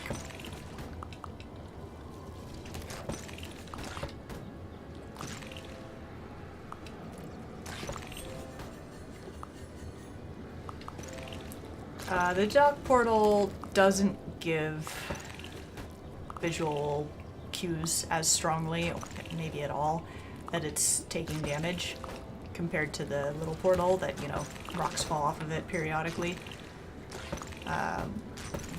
But at this point, I'm just kind of committed to destroying it. Just want to get rid of it. I was kind of hoping that and I may eat these words very shortly here, but I was kind of hoping that the cursed difficulty would be enough of a challenge that it would present, like, serious problems for me. And I suspect at some point or other it will, but so far... Oh. This friendo's shield fell off. Yep.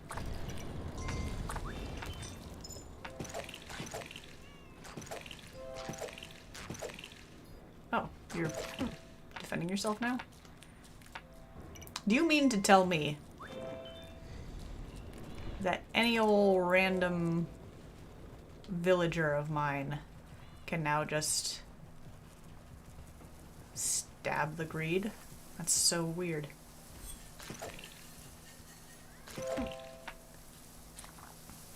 I don't understand. regular citizens have always been just the most worthless little things. Norselands has changed several things on me, and it's confusing, but okay.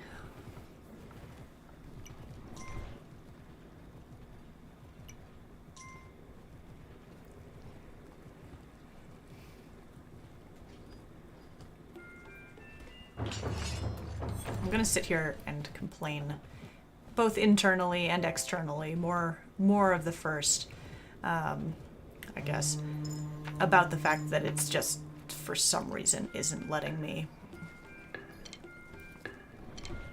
send both of my dudes out. I don't understand that.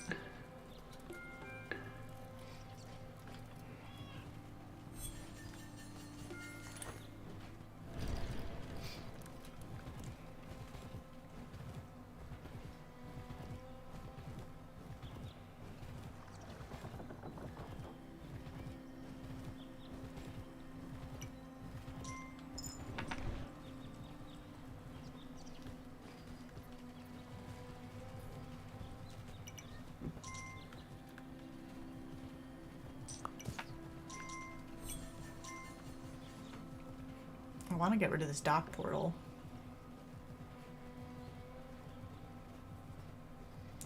Just making it so that one side of the island is safe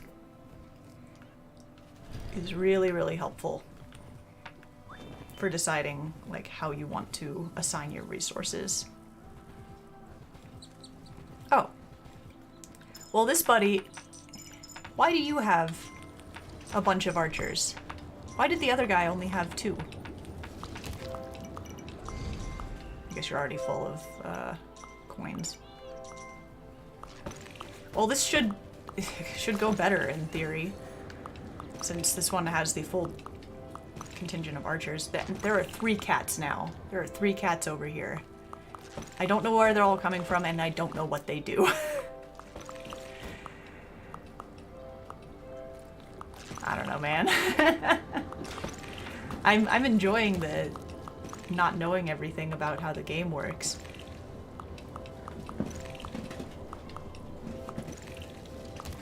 But I can't explain what it's doing if I don't know, so it's a little double-edged in that way, I suppose.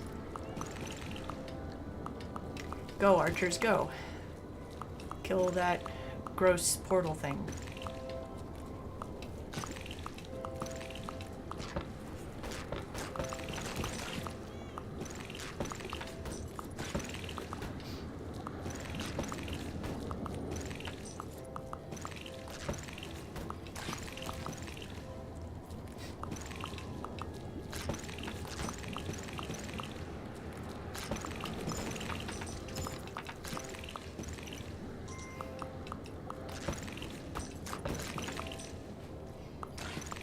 I wonder if the cats are just things that, like, are additional things for the greed to steal from me. That sounds so mean, but that might be what they do, or what their intended purpose is to provide an additional buffer between the greed and the monarch.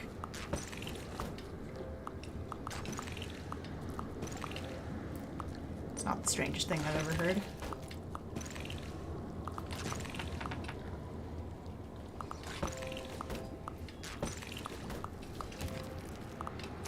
Come on, thingy. Die.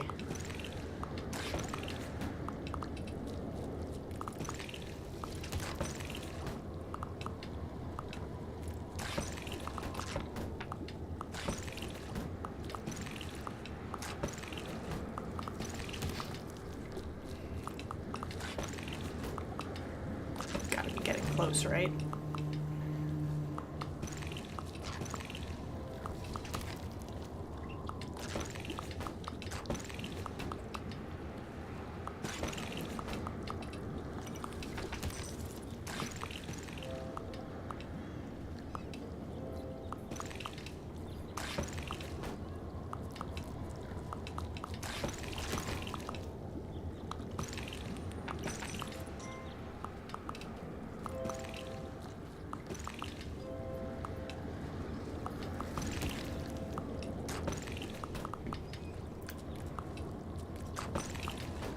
usually take anywhere near this long, because usually you've got 2 knights who each have 4 archers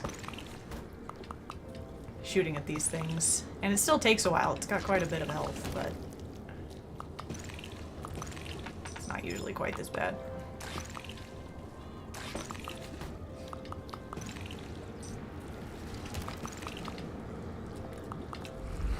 There it goes. There it goes. It's dead. It melted. Yes. Bleh. Gone. So this should be the lighthouse. Hooray. And, you can upgrade the lighthouse. I'm going to do that because I don't have a whole lot else to be using my money on right this minute. But, the better quality your lighthouse is, the longer it will last. When you're not on the island, when the monarch is not there maintaining any of the islands, the structures on it start to decay. It's not super fast of a process, but eventually they start breaking down. So even though I've got a lighthouse now and can come back without having to rebuild the ship for the next a while, if I am away for too long, the lighthouse will not be there anymore and I'll still have to rebuild the ship. It won't matter as hard if I get rid of all or most of the portals, though.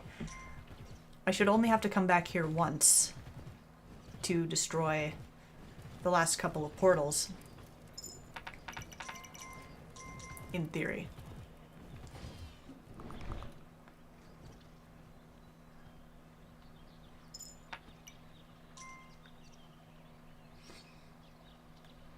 So what I'm going to do here is I'm going to run out here. I'm going to drop a whole bunch of my coins so that I can pick up these other ones that they're throwing at me. And I'm still going to lose some, I think. Yep. See this just like somewhat endless cycle of coin shenanigans? Yeah. So that wave that happened just now, I don't think that that was the wave of greed coming to retaliate for the portal being destroyed. I might be wrong.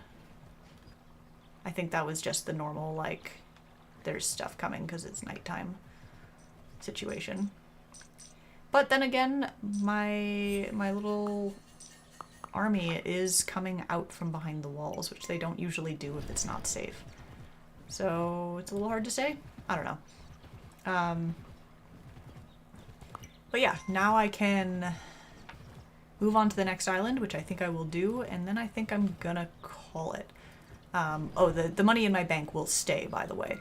Like, if I leave and come back, I don't know if it will continue, like, infinitely gaining interest, but it sure will still be there the next time I show up, which can and will help with me rebuilding anything that might have decayed at the time.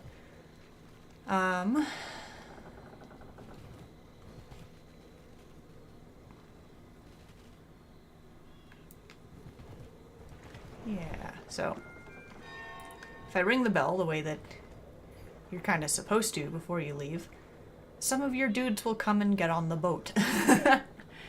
You'll be able to take some of your knights, some of your archers, some of your builders with you.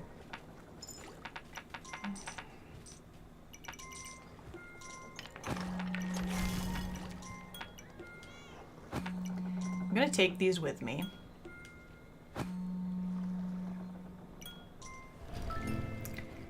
Which might be potentially a little difficult.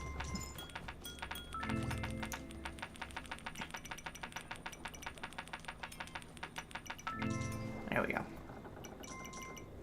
I got it. So yeah, as you can see, my boat now has a bunch of little dudes in it. And that means if I leave, they'll come with me. And that's just great. You know, you start the island with way more resources, can get a pretty big increase to the amount of momentum you have right at the beginning. It's great. Feels a lot better than starting from scratch. I would have gotten this second island knocked out significantly faster if I had done it the way, if I had remembered to ring the bell before leaving. And as you can see, you probably noticed this before, the sail on your boat is your flag or your shield pattern. It's great. So on this island, there's several other things. Yeah, builder statue, a hammer of some variety, something, I don't know. But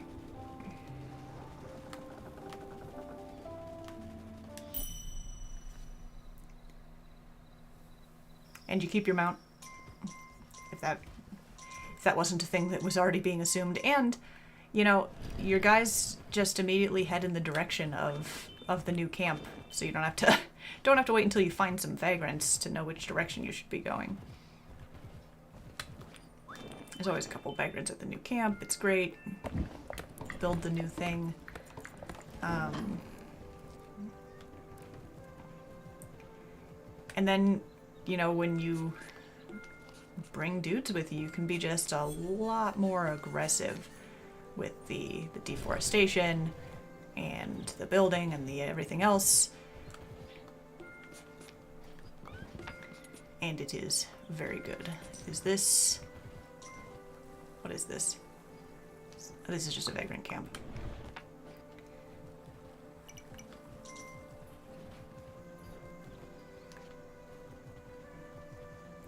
So yeah, that's the general gameplay loop of Kingdom. We never reached the point where we were seeing really nasty greed.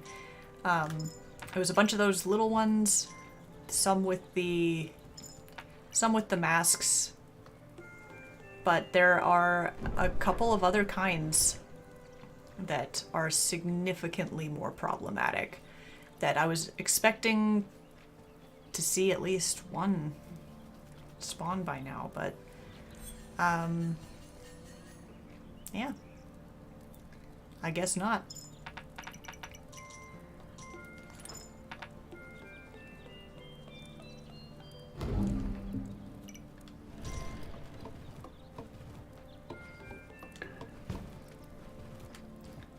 See, when you've got the stuff to spare, you can get to the point where, I guess it's the tent stage. You see how these little walls on the outside have been built? I didn't do that.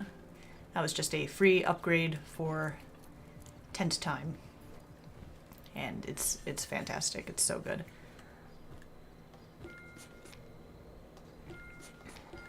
It's kind of the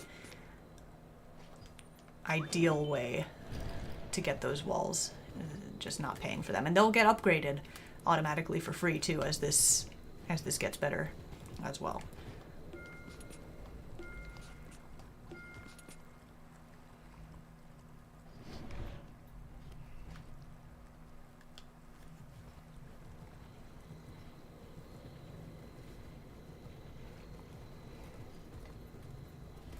Oh, I'm silly.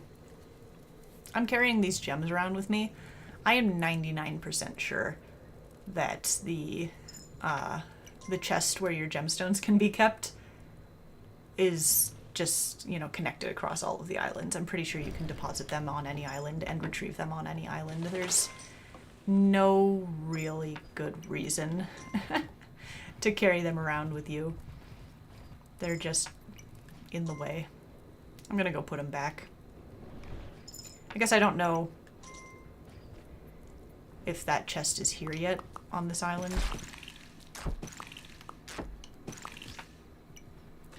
I'm gonna check, and I'm gonna go this way for exploring.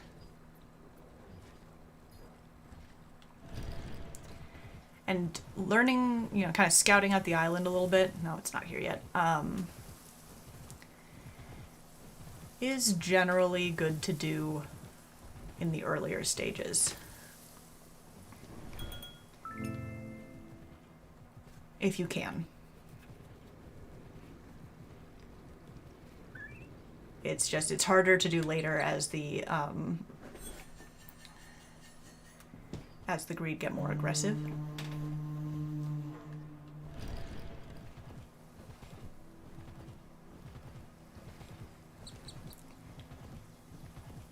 I'm just gonna make it to the far end of this island, and then I'm gonna... I don't know what this is. And then I'm gonna stop for the day, I think. What is this? I want to know what this is.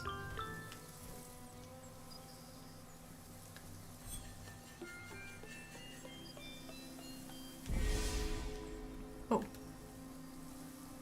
Cool. It's a shrine. I don't know what it does. But I'm glad that I know that it's here, I guess. Ooh. I'm just gonna spend my gems. What's that? Ooh.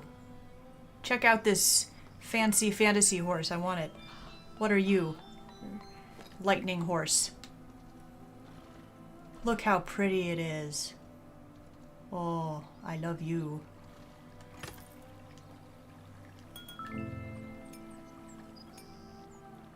That chest had only 2 gems in it. What a ripoff. Okay, cliff portal is on the left. This is information I have now.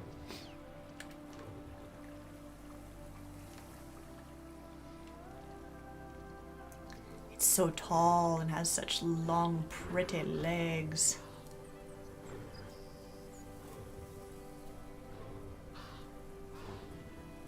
I love it. And mounts will just stay wherever you mounted the new one. There is a way to get... I do seem to have fewer cats now, for sure. I don't know that the cats followed me to begin with, to the new island. So I'm not sure, like, what... I don't know what this is. I don't really have the coins to find out. But yeah, I don't actually know. I don't know if they'd started spawning on this island or not, but I don't think they followed me on the boat. I love this horse though. It's got armor. I don't know what its power is. Oh. Oh, I hecked up. Oh, no. No! No! Alright. Well, I was gonna stop anyway. Yep. So this is what happens if the crown is stolen and they get it back to the portal. You see how many total days you made it. You get a no crown, no king, or no crown, no queen message. See, here's the queen sprite, I think. Maybe? Or maybe it's just a different king sprite. There's usually a handful of different ones for each. But one of the neat things that you can see is, A, the ghost is the previous king. And B, I'm on a, I'm on one of my other islands.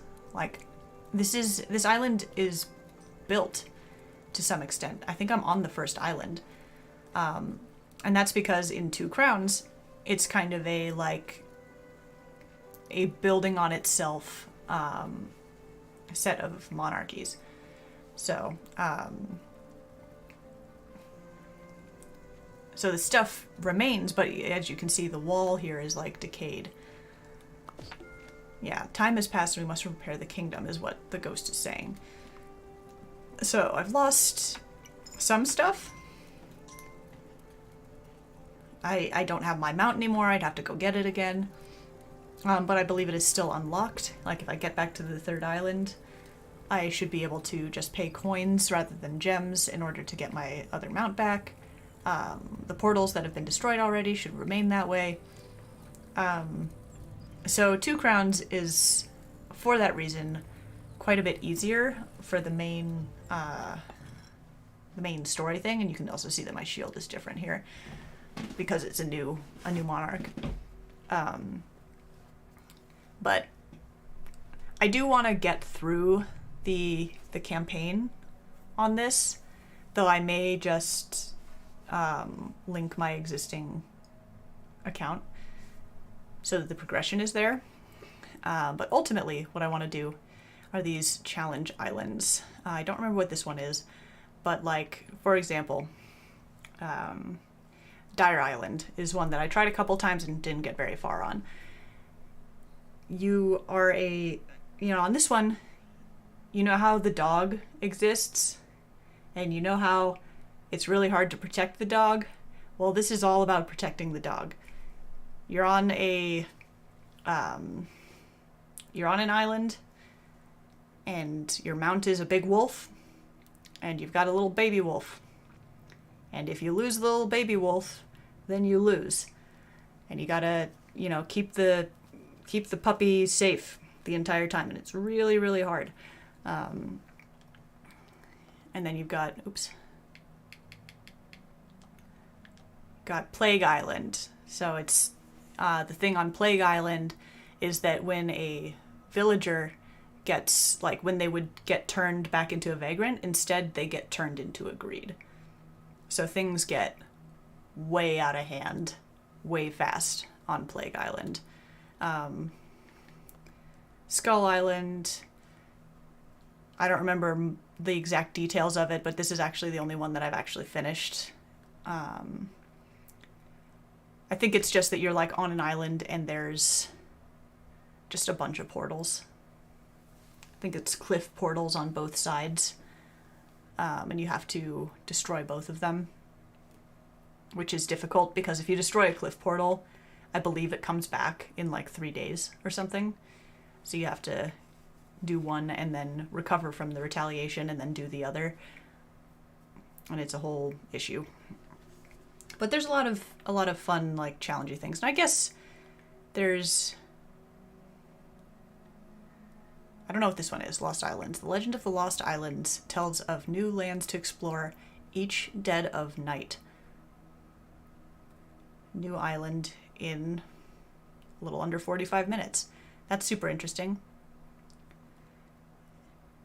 And I don't know what it means. Trade routes, I think, is this one. Yeah. Where you're going back and forth between two islands that have, one has certain resources and another has other resources. And so you have to kind of very carefully plan going back and forth between them. I guess there's no special reason that you need to finish the campaign in order to do this stuff. I just kind of want to. I don't know if I have to. But this is Kingdom. If there's interest in me doing these challenge things on the bonus stream days or something, then I definitely will. Otherwise, I might do Snake RX or something. It's going to be a lot less consistent than the regularly scheduled ones on Tuesdays and Fridays, which is kind of intentional. It's not a new Let's Play situation as much as it's kind of a challenge. I am a little disappointed that the curse difficulty is so easy for the most part. I say this as someone who just lost, but that was not because the game was being difficult. That was entirely because I got greedy and excited and wasn't being careful with my exploration.